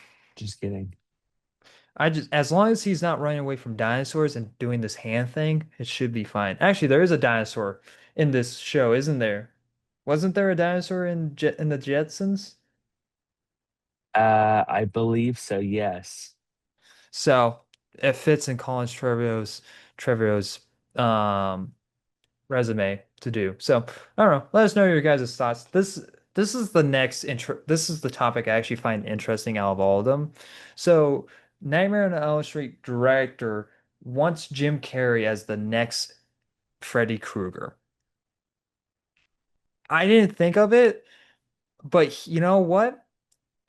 I think that would fit very well for Jim Carrey's charismatic acting role. I like this because I think of him in The Mask, Yeah, and I I think just think he I would be good. just going around just saying like bitch and something like that. It'd just be so funny. Like Mm, I think that is definitely something. yeah. Well, I think he can pull off the deep like creepy like awkward voice that Freddy Krueger is. Like I think he would I think do it's very well it's if the it face, it's the facial expressions that yeah. Jim Carrey's going to be really good at. I just don't know if he wants to put on the ma I don't know if he wants to put on the makeup like he did with the Grinch because he really complained about that was like his number one complaint on that film was all the makeup and all that. I just don't know if he wants to go that far and put all that makeup back on because unless he's that old enough where he doesn't need the makeup, he might need some prosthetics, but I don't know if he would go that far, but I think he would be a perfect fit for the role. See, it's interesting. There were people that were like, no, I don't want Jim Carrey to be it. And I'm like, I find that interesting because It's like Freddy Jim Krueger Carrey is like over the top character, and so I think that would work. is very expressive facial wise and voice wise, Yeah. which is what Jim Carrey thrives in. Is is it would it be too distracting because you're just thinking like that's Jim Carrey? Is that where or but See, but that's silly because then I think of the It Clown. Like I yeah. think of the It Clown and like Skarsgård, and I'm like, not once did I go, "Oh, that's Oh Skarsgård." I yeah. went, "Oh my gosh, that's a creepy clown," Yeah. because You it's a aren't in clown. Dune Part Two. Like that's Pennywise. Wow. D- That's like nobody thinks that. They go and they look at each character individually, Yeah. unless it's just a bad casting where like you can tell. But Jim Carrey has the depth and ability to play.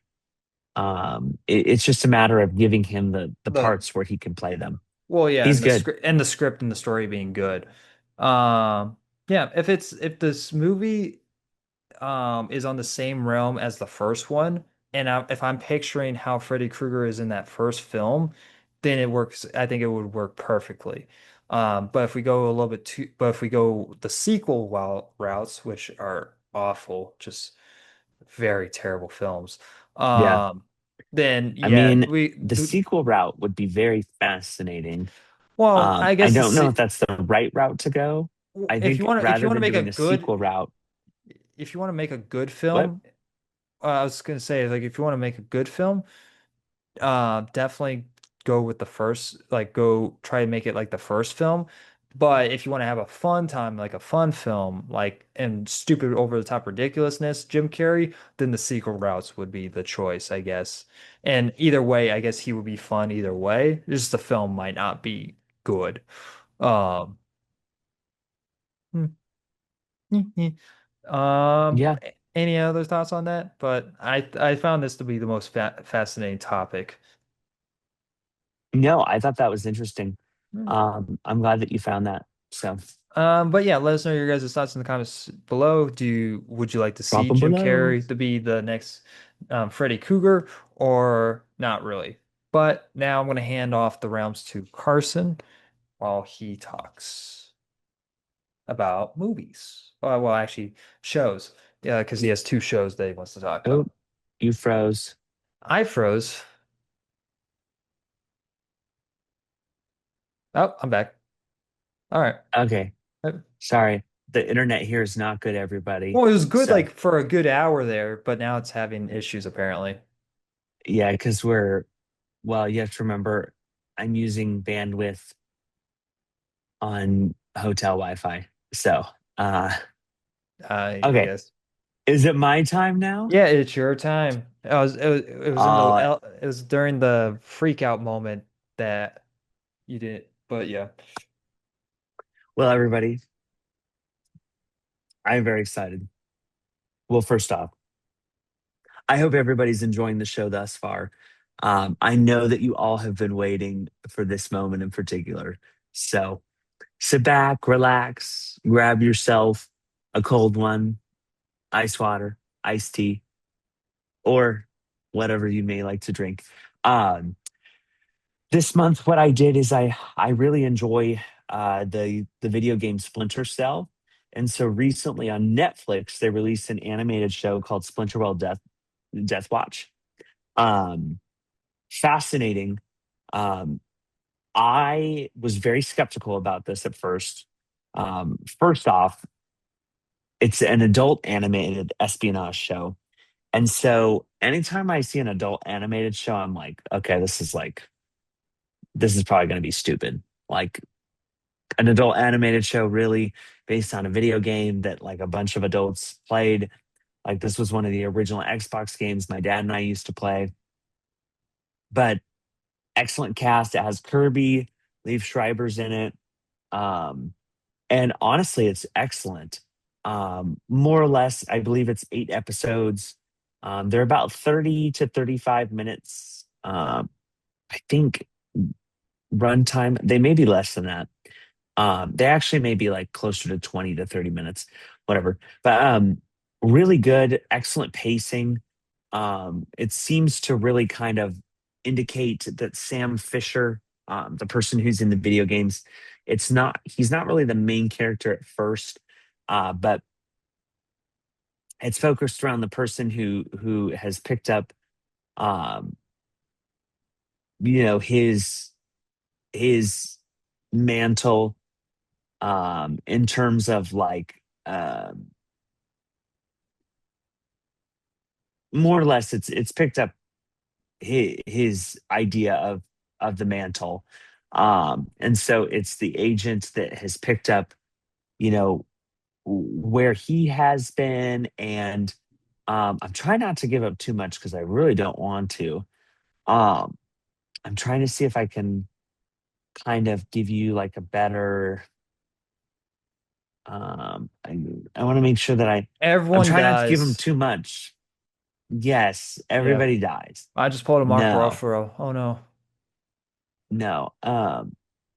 No, but it's really good. I was actually really impressed. Um,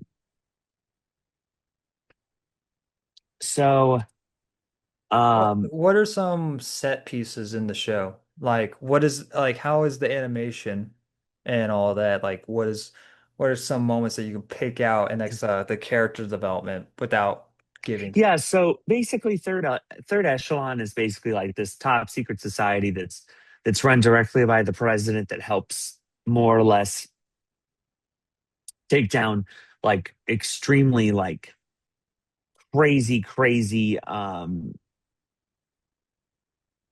mm, like really top secret people that are trying to like destroy like world peace or like world domination, Hmm. destruction, whatever, right? Yeah. And so Sam Fisher is the agent that used to be, like their top agent in Splinter Cell is Sam Fisher. So this is the man that like ran every mission. When you play the video games, you're Sam Fisher and you're going through and you're constantly like executing the mission. The whole idea is like it's always stealth. A lot of the missions you try not to kill anybody at all. A lot of it's trying to execute it by just like knocking people out and being stealthy and not having to do anything. Hmm. However, in this instance where the TV show kind of um, differentiates from the The video game. game is that it's much more gory. It is extremely gory. It actually blew me away how gory this was. It was kind of like Is this it a the Terminator is it a animated. positive thing or is it a negative thing? From like is it like a good change from the game or is it a bad change? Um, I don't think it's a good or a bad thing. I think it was just a creative take Okay. on it. So a mixed bag I on don't it. think, yeah, I don't think it was. I don't think it was necessarily creatively accurate to the game. Like the game isn't overly gory like that. But I think it fits the artistic style of like that animation style. It Okay. reminded me of Terminator, like the Terminator animation. Oh If you yeah. watch Terminator Zero, Yeah, I actually really enjoyed that show.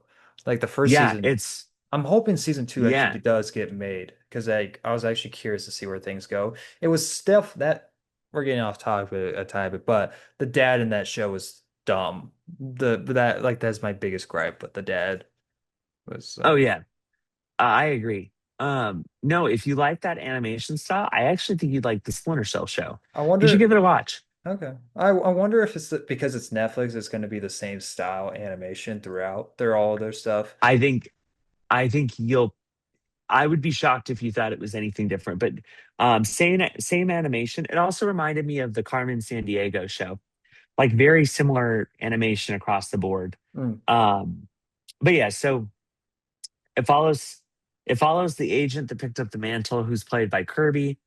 I don't know the girl's name. I I'm only know ass Sam Fisher. That's the only one that I've always known. I'm assuming there's a love But relationship between them then.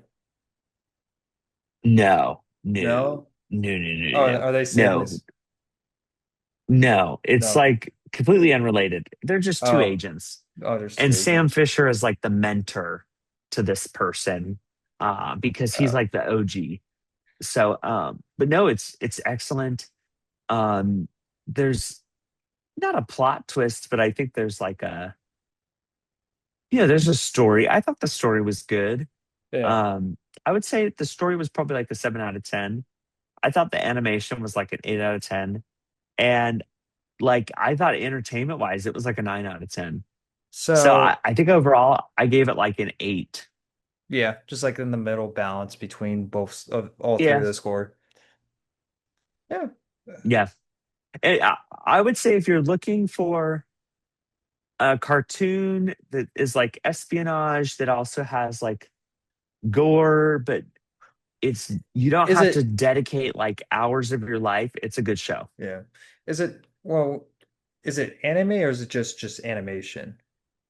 It's animation. I Okay. wouldn't say it's anime. No, no. So, Huh. um, Is but is is it no, just that I've show or was there another show you wanted to talk about? yeah, no. So that was my first show that I watched, and then the Okay. second show that I've watched, that I'm actually going to rewatch because it was really good. Season 3 of The Diplomat came out. Hmm. So this one, I'm not going to spend any time on any of the story because it's not the first season. So I think in order to kind of giving giving character development or talking about the story at all just doesn't make sense because some people may not have even watched the first 2 seasons. What Okay. I will say though is that the main character, the arc, like some of the resolution that it comes up with from season 1 and season 2, I mean, Well, do masterfully this. woven. Do a brief like recap of season one, so then they understand big where things could be in season three a tiny bit. So Yeah, like so just say like give a summary of like what the idea of the yeah, show is. season 1 basically she gets promoted to be the ambassador Okay. to the United Kingdom. From the United She's the United States ambassador to the United Kingdom. Her husband is a former high up official. Um, I'm literally giving like the really brief synopsis. Yeah. They're trying to track down a terrorist who blew up a United Kingdom ship. They highly suspect it was a high up official in the United Kingdom government. The last episode is a bomb detonates and hurts a bunch of people that are close to this main character. And they suspect that it's somebody that is very close to the main character. So the second and the third season is kind of developing this idea of who could it be? Who do we trust? It's unraveling and unwinding like this very dramatic, um, building trust, trying to understand what happened. And it does an excellent job. Hmm. Um, character character wise, it's good. Character arc, it's great. In terms of story, I think it's great. I think the thing I love the most about the cinematography is the coloring. It's very like dramatic and dark and droopy, and I like it. I like it a lot. Like it makes you feel like it makes it feel like a very big political drama, but not from a perspective of like, ugh, I don't want to watch this, but ooh, like I feel like this is like something's gonna happen just because of the background scene and the lighting. Yeah. It's very good. It's very Okay. good. So I would highly encourage if you're looking for a show, if you like a show that's a mixture between like mystery or like Like political thriller. political, Yeah. yeah, political thriller, I would say The Diplomat's for you. Okay. Sounds. Sorry, I just noticed something where you can pay on YouTube to see your dislikes again. That's interesting. Why not just make that a free You have to feature? pay. Yeah. Like if you Oh, do like if I was just reading sign in with a Patreon from the return YouTube dislike extension pop up. Select the premium tier to enable activity timelines, country leaderboards, and the inactive map. Reload YouTube to view hourly trends to top countries and US states drill downs to every video. Why would I pay to see dislikes? Just make that a feature, YouTube. It's that like we don't want to hurt people's feelings stuff. Yeah, well, no, they're just we want money. See Money. the thing is Just the content creator sees those dislike anyways. So whose feelings are being hurt? Like why does the yeah, viewer care? But yeah, I yep. But sorry. no, But yeah. those are my two reviews. I would say both are excellent shows. I know a lot of the time we focus on movies and other content, and so I always like to give options on shows. And Netflix has really been providing the best. I Well, have Paramount, I have Peacock, I have Apple TV, I have Netflix, and I have Disney Plus. And so I wanted to let everybody know I have did been you watch looking at all of Alien? those. Did you watch Alien Earth? Which one is that on? Disney Plus. You didn't watch Alien Earth? No. I haven't finished it yet, but Is it I good? well, the first two episodes were really good, but then halfway through the show, I'm just like, what are we doing? Like, why are we we're focused on AI having See, feelings and that crap. I'm like, I don't. oh gosh. Maybe that's why I didn't like it. I have a There's an android in the show that literally thinks that she's pregnant. I'm like, and oh and if uh, you see and what was set up beforehand, I won't give off what, but it's basically. You know, it's actually not a spoiler because it's the first couple episodes. Literally the first episode of the show. So I'm just going to say it anyways. So, they learn how to transfer human minds to an AI. So like the AI still has the memory of the previous person, but the people that they were testing on were children. So when you think about it, it's like, wait, what? Okay, so there's this AI that not only thinks it's pregnant, but it's a child that thinks it's pregnant in an AI's body, which is very weird and messed up. that is very weird. So, we're and yet and my biggest problem with the show, I guess mid-season season review here, I guess. I'm planning on finishing it and next doing a review of it. I haven't been encouraged to go back and watch it. Um, it's just that we focus on one thing and it takes so long to get back to that story point, and it's like by the time you get back to it, it's like who cares type of deal. And we spent a whole entire episode on a flashback on nothing to learn maybe one new thing. And I see this whole entire thing, once part of the show, see how like, oh, so that's how it happened. Okay, that was not very interesting at all. Well, I wasted an hour of my life for that. Cool, thanks. So it's just kind of like it's a show that had an interesting concept, but also focused on so much and did very little with the idea. It's a show that barely has anything to say. Um from so far what I've watched. And people might get upset like, wow, finish the show, then maybe your mind would be changed. I did say might be a mid-season kind of review as well. A mid-season. Huh? Um, but yeah, I was curious if you watched it or not. No, I haven't, Okay. genuinely.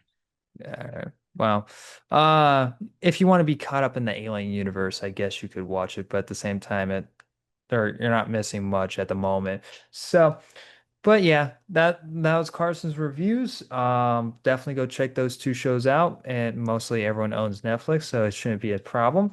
Moving on to our next topic, which is a whole entire ordeal for. It's just this is a whole entire mess. You know, see, Xbox used to be the one like the goody two shoes, the family friendly type of console company that you go to, but this is Xbox has turned themselves into a joke. Like, they not only raised the prices on their console once, they did it twice to the point that even Costco isn't going to be selling Xboxes anymore. That's how bad that Xbox's raising price raising has gotten. Terrible. And not only they raised the prices on the consoles, they re-raised the prices on Game Pass. So Game Pass is now $30 a month. I already canceled my subscription.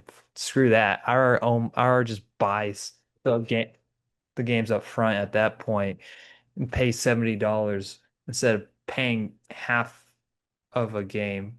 Because like I honestly really didn't use Game Pass. Nothing came out on Game Pass to play.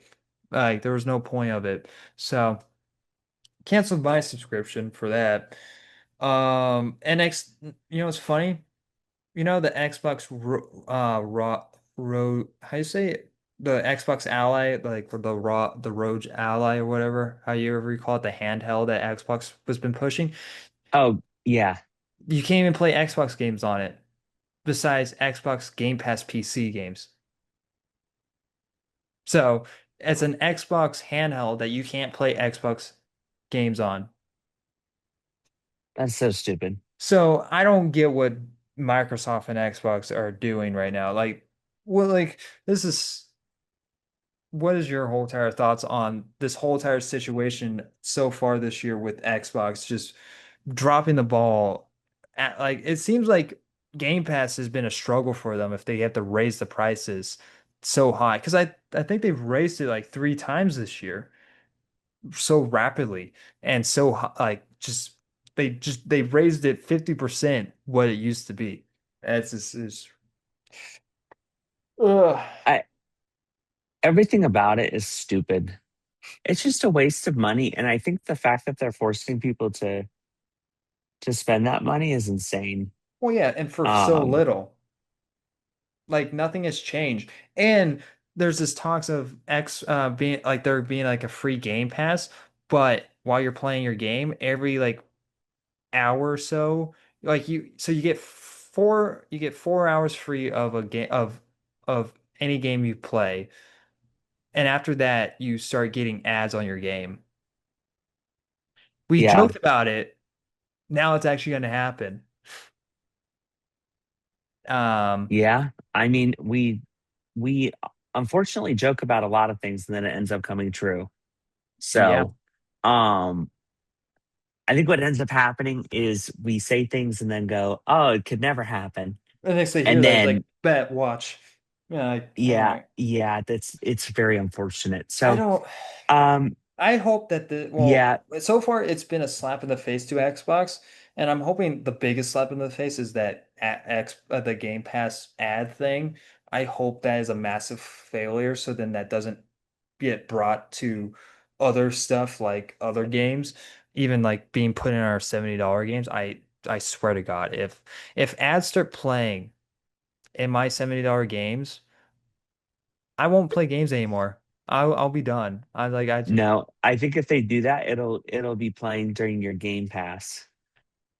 Well, no, like so what probably will end up happening is so you're in the middle of a cutscene or you're in the middle of a fight scene on your game, the game will automatically pause for you, and next an ad will pop up, and next after that 5 minute ad or so, it'll put you back at the main menu and you can restart your game. And it's like that's stupid. That's dumb. Yeah. Here, watch 2 minute Yeah. ads so that you can Watch respond. this ad for Clorox. And it's like, oh great, great. That's hilarious. It's Uh, actually not. It's actually very unfortunate. But no, I think that the issue that you're going to run into is that it's just unfortunate that we have to continue to pay more and more and more for less and less. mhm. And everybody goes, "Oh, well, it's the Game Pass. You don't have to buy the game." Yeah, Okay, but but you don't own it. do you play every single game on that Game Pass though? No, then it's Yeah, not really worth the value. Um, yeah. like AMC, who is a theater studio chain that I make fun a lot, but the one thing that I gave them credit for is like when they upped the price of A-list, they gave you more movies to watch. They didn't just up the price and kept it the same. They gave you a bit more for the value of the price.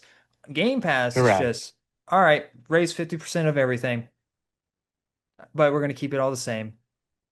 And you guys get fucked. Like, oh, cool, thanks.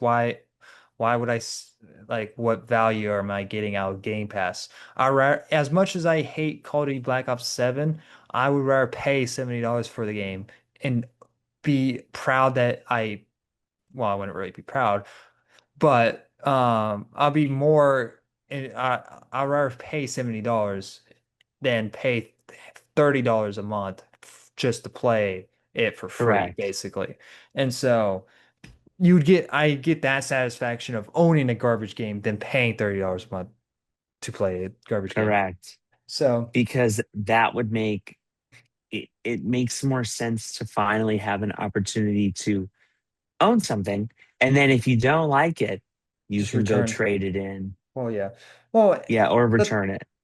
but the thing is about 70, um you're only paying it once. You don't have to constantly pay for a recharge to play the game. Correct. So it's like I'm paying $30 to be recharged to play this garbage game when I could just pay it once and be done and earn that $70 back next week. And so, Correct. And that's the thing that most people don't get is it's not they think it's like a one time, oh, well, it's you can just make that back by, doing this. And I'm like, that's not how that works. no, Like it's you're gonna pay the $30 again literally 30 days later. yeah, Like if you're paying like a one-time deal, like $1,000 for Game Pass for life, then yeah, that maybe be worth it. But we all know that won't be the actual price if they ever did that. Um, yeah, and so, but it's just not worth it anymore. Game Pass, no. Xbox as a whole entire company is just not worth it anymore. And I'm not someone that owned Xbox. I've always been on PlayStation, and I just recently just moved to PC, and that's when I've been doing all my stuff. At that point, you might as well just buy a PC for how much these Xbox are costing. Xbox costs a new like the Xbox Series X costs a $800 now. When it first was, Which is insane. which when it released was like I believe $650 or so. Like it's how does a 5-year-old console cost more than the It same price as a PC it practically? it's And so absurd. It's absurd. It just doesn't it's bad. you can buy a more of a updated PC for the same exact price and you can do a lot more with it. And you get more. Yeah. And so or buy a Steam Deck. Oh, I like Steam Decks. I think they're great, honestly. I do want to buy a Steam Deck. I'm it would just be nice to have if I ever end up traveling a lot. So yeah, any other thoughts on Xbox? It's just No, I think it's just unfortunate that they're all going to that subscriber, blah, blah, blah. is It's it just just crap. because Game Pass is just not successful?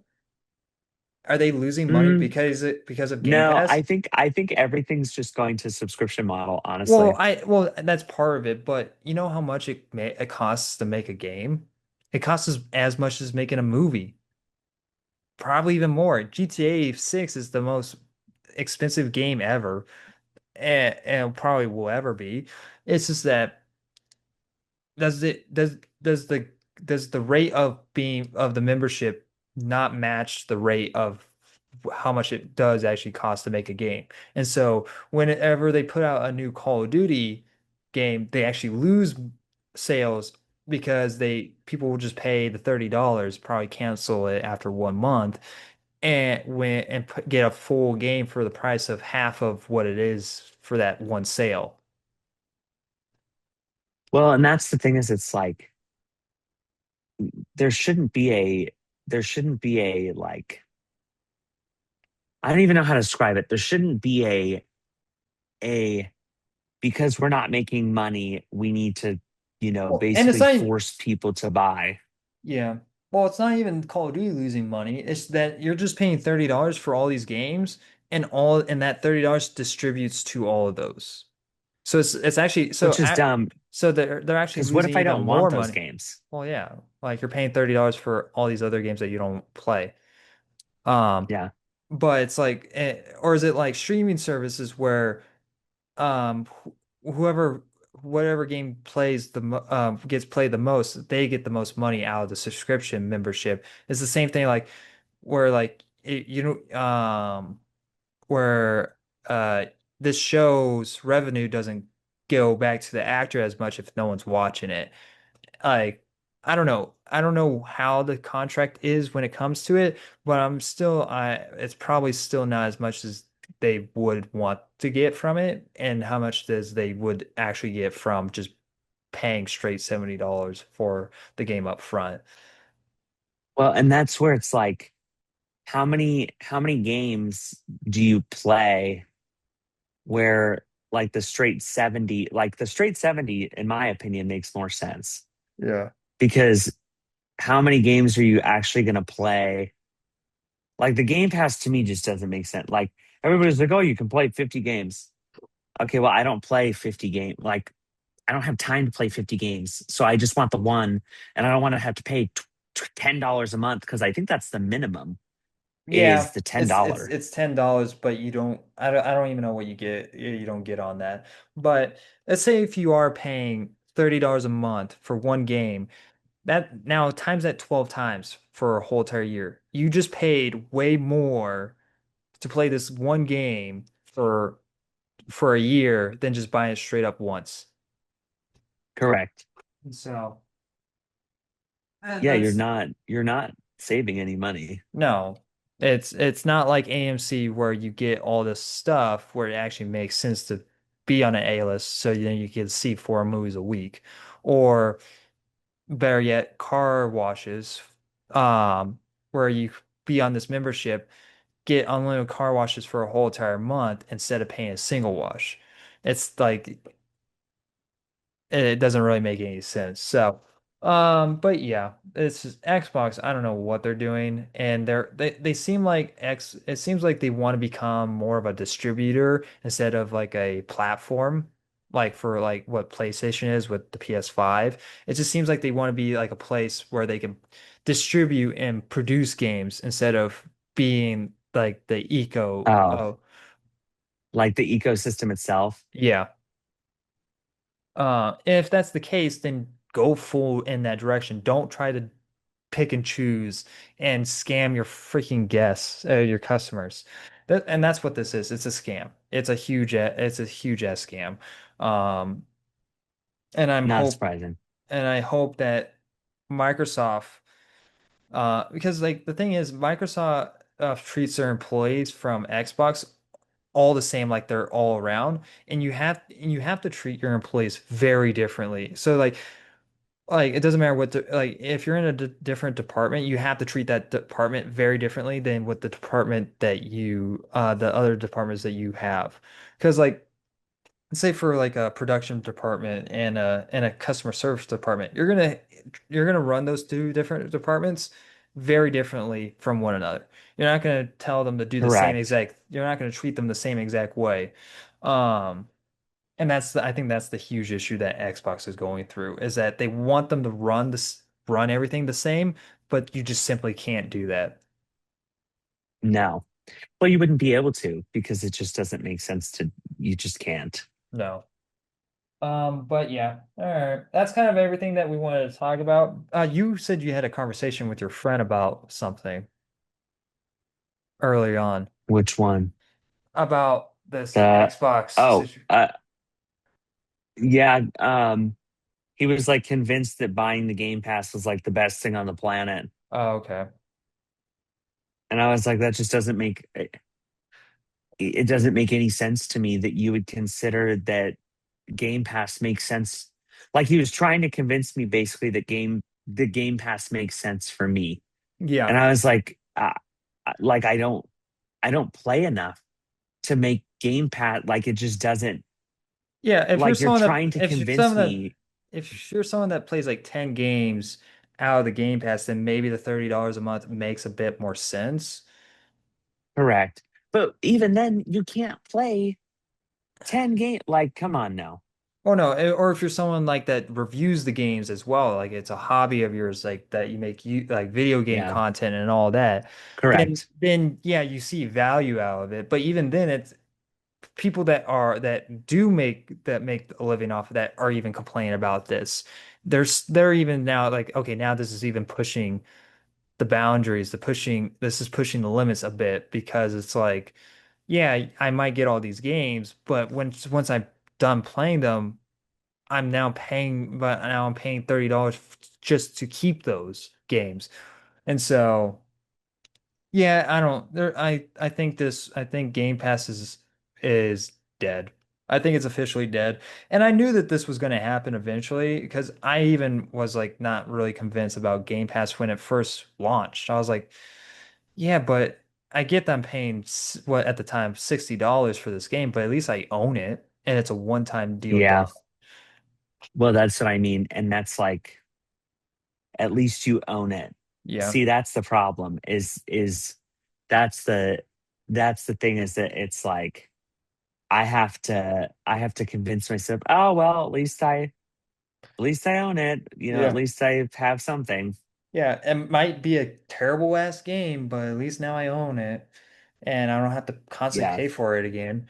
Um, but yeah.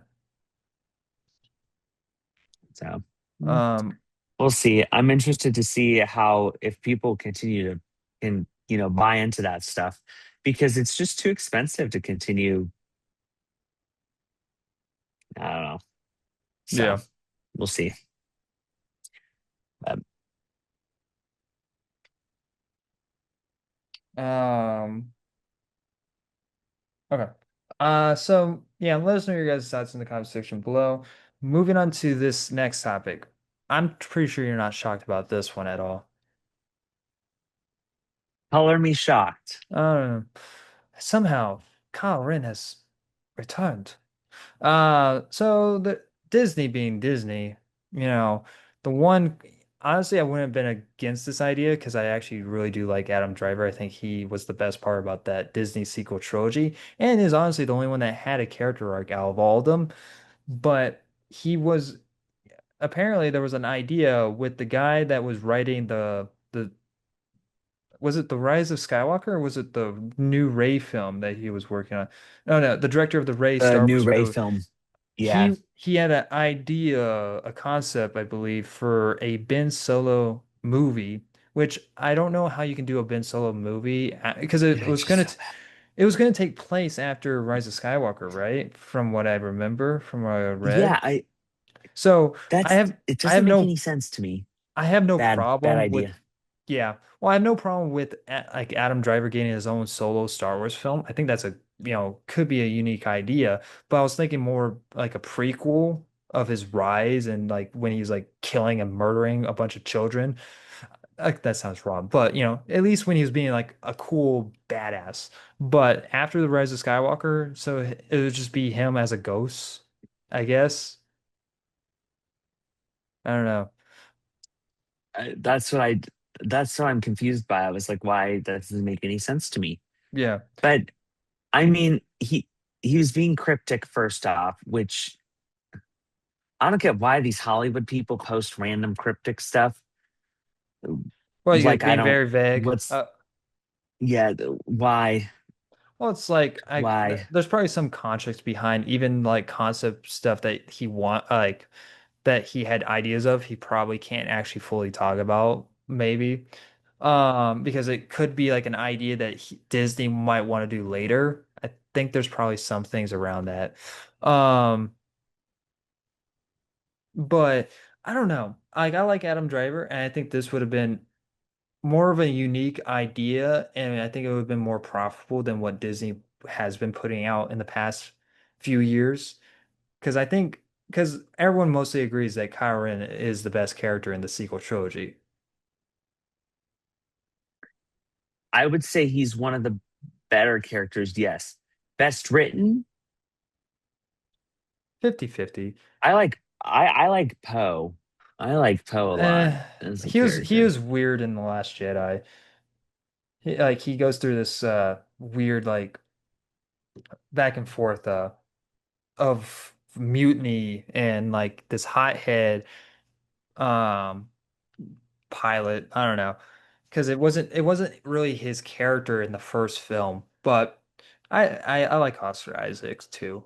I wouldn't mind an Oscar Isaac solo Star Wars film. Me, that would be a good one, like where he led like a squadron. That would Yeah, be an excellent but movie. I think even he had a terrible experience making these films that I don't think he would want to return anyways. That's the problem with No, he wouldn't. the Disney sequel trilogy is that everyone besides Daisy Ridley, because Daisy Ridley just can't act in anything else. Sorry, no, it's just kind of true. Your movies outside of Star Wars have been garbage. But besides her, the only one that wants to return, everyone else has a terrible experience. And so Yeah. you kind of just and with the Disney Well, sequel, they crushed everybody, and then they wrote their characters bad, and then they yeah, tried to blame everybody yeah, and basically make it seem like it was their problem. yeah, like it's like somehow it's the fans' fault that the movies suck. It's like Yeah, yeah. basically.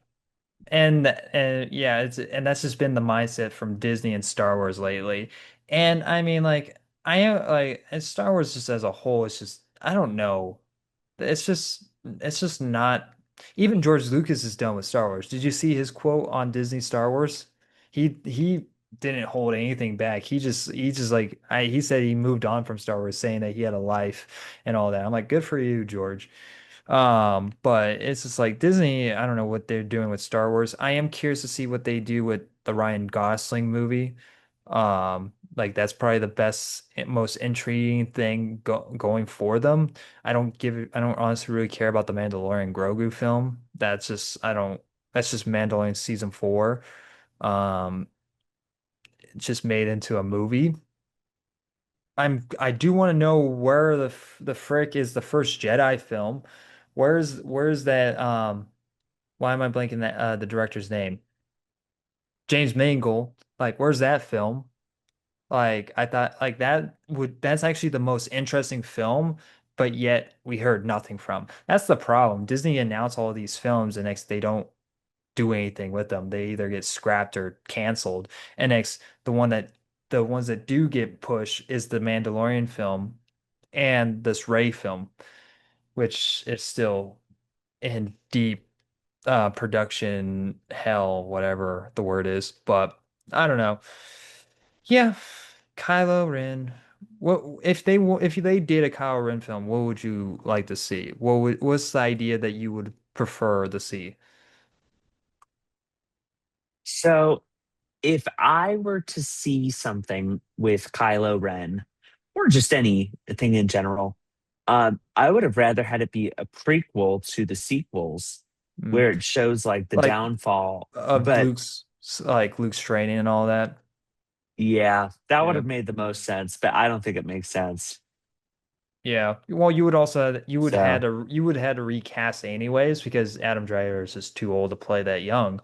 Um, but you could have also had like a Luke. You probably could have brought back Mark Hamilton. That could have been your big draw for that film. You recast Kyle Ren for a younger actor to play him, but you still bring back Mark Hamill. You can do slight de-aging on him because he was old enough in that part to and he could still look that age because he was already that old anyways.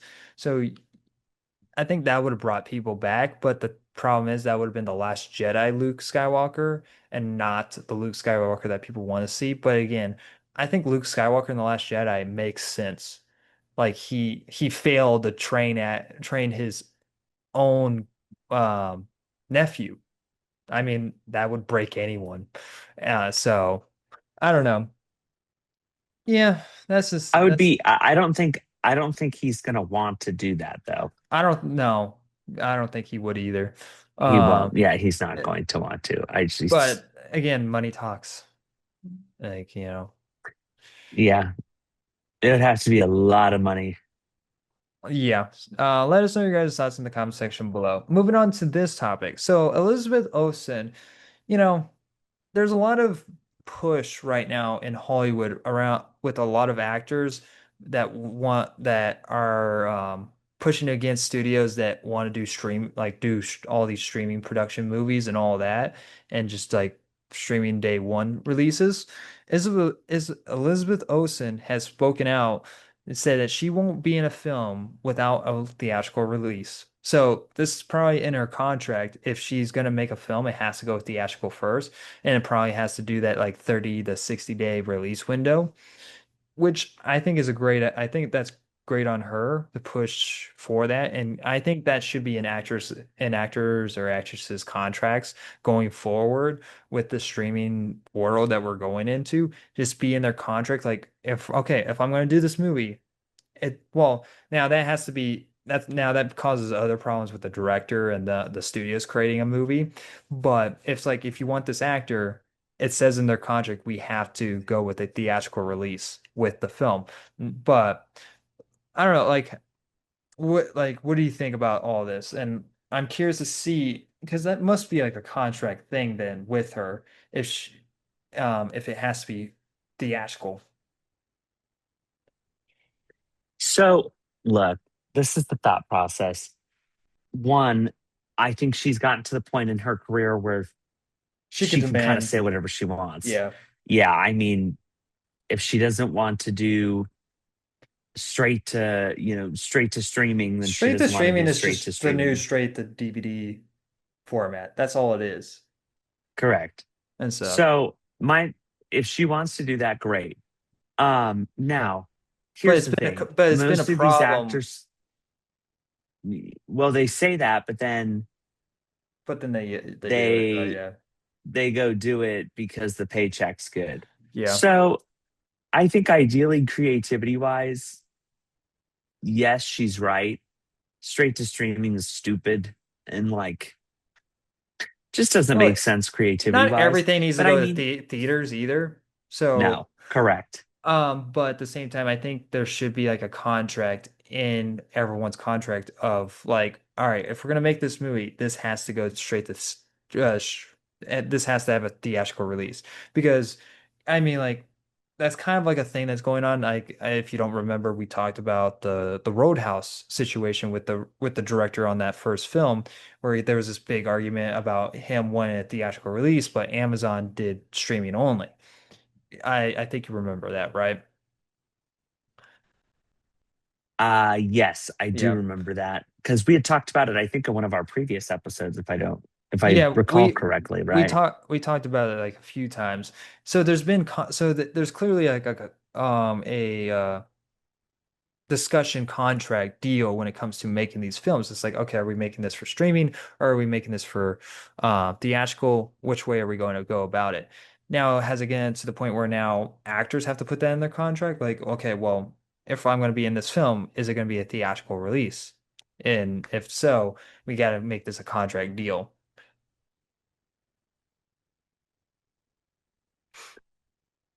I think the other thing too is if do you think they do you think that more stars are going to start putting this in their contract? Because if I remember correctly, it was also was it Scarlett Johansson who started writing that into her contracts? I think so, yeah. Because I haven't I seen her think it done a was single string. It was after the Black Widow situation. She got screwed over, yeah, and so I do remember that, and she started writing that into her contracts. which I don't know why Disney screwed her over in the first place. Um, because she's a fantastic actor. Besides in Jurassic World Rebirth, she was terrible in that, to be honest. But we don't talk about that film. That film doesn't exist in my eyes. Um. Yeah, I don't know. I think it's good that actors speak out on it, but it doesn't also help that immediately they immediately abandon that ideology. I think that's how you say it properly. Like they abandon that idea whenever someone approaches them with a bunch of cash. It's like, well, yeah, money? Okay, never mind. Forget about what I said, guys. I'm gonna go do the streaming movie or streaming show, whatever. And it's like, but you said that, but uh, so it kind of just defeats the purpose. So we'll see if she sticks to her word because she says she's never gonna return to Marvel. We'll see if that's true. Um, That's different. they still need her. I'm That's pretty a sure they still need her.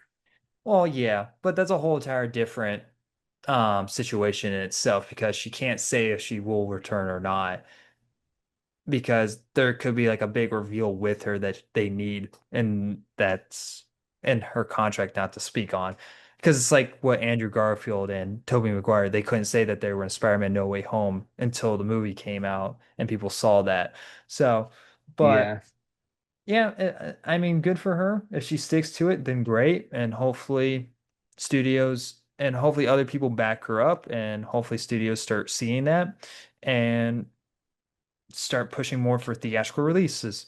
But next year, I mean, next year is going to be a big year for theatrical releases. Like Yeah. it's, There's a lot of big movies, and I think it's a good year to make money. yeah. I mean, this isn't on the topic list, but another thing that did get announced was Minecraft 2. You, I don't know if you heard about that. Minecraft, well, we all knew So Minecraft, stupid. which I'm not excited for that. we all knew that was going to happen. But I love like the funny like TikTok videos have been coming out about it, like about employee workers working at theaters have to deal with a Minecraft 2 because of the first one coming out and like people throwing popcorn all over the place. Thank God I don't work at a movie theater anymore. As much as I miss it, I don't I that was a terrible experience.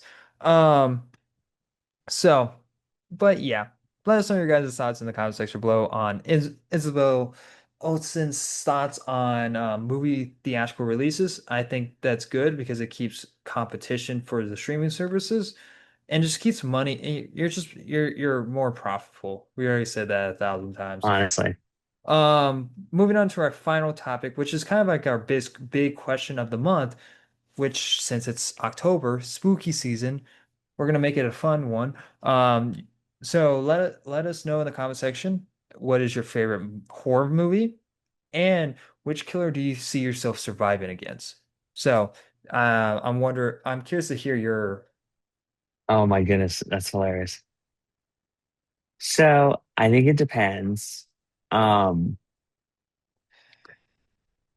good question. So I think that horror film wise, it would be The Strangers, which I don't know if you consider that horror or thriller. So, well, I don't consider the new ones that, I just consider them as bad films. okay, well, Yeah. The Strangers, where they go and try and kill them. Yeah. Um, and I think I have the best chance because they're actually people, Yeah. right? Like they're real people. They're not Well, and they're very stupid because like also like correct. our main leads in those films are very dumb at running away and not be able to run away. So it's like, well, you can just stumble your way through the woods, you'd be fine because they can't for some reason not kill this idiot survivor. Correct. So yeah. And they're basically not idiots. Yeah. So, um, I mean, they basically are idiots. Yeah. And so you'd have a good chance, right? Yeah. So I would say that would be the best. Those would be the ones that I would want to be in the film with. It is because I would want to be in with because they are survivable and Yeah. they're not like magic Or or immortal. evil from Yeah. hell or Unlike like Michael they're Myers over here, which I actually really like this cover art, by the way. correct. Like they're killable. That you can kill them. Yeah. So what's your favorite horror film? favorite horror film. Good question. I actually really like Halloween. Okay. Yeah, that's fair. I like I like the whole franchise. I like the originals. I like the new ones. I don't know. I just think that they're really good. I I know think you they're can kind of look at cheesy, yeah, like but Halloween ends is just terrible. I would rather watch any of the other sequels over that film. Um, but I do agree. I mean like I own the first one on 4K over here, so um but I honestly I think Alien is probably my favorite horror film. I think I would have to go with Alien. And ex killer wise, see, let's see. I'm trying to really think. I had an answer earlier. I already forgot it. Um, you know what? I'll say this. The Terminator. Like, Really? yeah, Arnold's Terminator. You can survive against a Terminator. It's a little difficult with our modern day technology, but being in the future, those are pretty, nor like not like easy to kill, but they're you can kill a Terminator. So Okay. I think I would go with that. Okay. Yeah. All right. Um, I think that's fair. I actually think that's a good one. yeah. And I think that those are survivable. I think that's the most important. That's- See, when you put this question, I was like, it has to be survivable. If it's not survivable, Yeah. like, Well, like some like people is like people would choose probably like Michael Myers, but it's like you can't defeat him. Like no. you can knock him over, but and maybe he can run away, but he will just keep coming after you. If he was I mean, like you could, direct if he was directly tied to only wanting to kill you, you'd be running away for the rest of your life. You'd be constantly looking over your shoulders. well, can't you like, you could put him in like a tree shredder and shred him into a million pieces, I guess, but you would have to really knock or him out. lock him into a, ooh, ooh, ooh, ooh, ooh, lock him into a chest and then drop him into the middle of the ocean. So like Freddy, like Jason from Friday the 13th. Hmm. Yeah, and Hmm. look how that went. He came back. Yeah, but it took a while, did it not? I don't know. Well, he doesn't know how to swim, so. But I think Michael Myers knows how to swim. I tried. I tried Oh, to come up with solutions. I mean, like throwing him in a shredder isn't a bad idea, but I guess that would be as hard to knock him out as killing a Terminator with our modern day technology to do that. Um, but yeah, I don't know. Let us know your guys' thoughts in the comment section below on your favorite movie and what killer you would like to survive. I was honestly another killer kind of popped in my head was like Ghostface. Like Really? that would be an honestly that would be an easy one to defeat because he's also like they're normal people. And you would honestly have a lot more fun trying to figure out who is like the killer because it's like yeah, it's a mystery and like you don't know who the killer is. And except as soon as you figure out who it is, throw a TV on them like Stu. Dead. Well, supposedly dead, I guess now with the new one around the corner. So, Yeah. Xenomorph would be another one. That would be as hard as like the Oh my Terminator. goodness. Me Yeah, and I could Alien. see you. I could see you with like any of the alien characters. Mm, But yeah, I that's could pretty much definitely see you with that. yeah. Well, Alien's definitely probably my favorite franchise out of all of them besides Jurassic Park. But Oh gosh. I'd like to survive the a T-Rex, Adominus Rex a or dominant, whatever. yeah. Yeah, um, but I'm tired. But anyway, guys, that is pretty much everything that we have everything to say. This went a lot longer than we expected. Honestly, those first four topics for 5 topics, we spent a long time talking about. I think that was like an hour of the We episode. always do. Come So on, people. yeah, we always do. I always expect it. But anyway, hope you guys enjoyed. Let us know your guys' thoughts on all these topics down below. Let us know what your favorite topic was. Honestly, for me, it was the Jim Carrey, Freddy Krueger one. I think that was like the most interesting one. When it Yeah, comes to I fun would and agree that that was the most fascinating one. yeah. Although Carson's Corner is always really good. Yeah, oh yeah, yeah. I might have to get rid of that segment because that's just what everyone talks about. Um, but I think the one that we talked in depth was the Paramount and Warner Bros. One because that Yeah, there's just so much going on with that, and doesn't matter which direction it goes to, it will change the industry big. And so and more background too. There was a lot of background information and just stuff we don't know about yet. So, yeah. So uh, let us know your guys' thoughts. Thank you guys very much for watching. And if you guys were listening to peace. this on Apple, Spotify, thank you very much for sticking towards the end. Make sure to check us out on YouTube. try to help us get to 10,000 subscribers before the end of the year. There's a good chance I might be at 2,000 subscribers when this goes up. We'll see. But anyway, thank you guys very much for watching. And like always, I'll see you guys in the next episode. Bye, guys.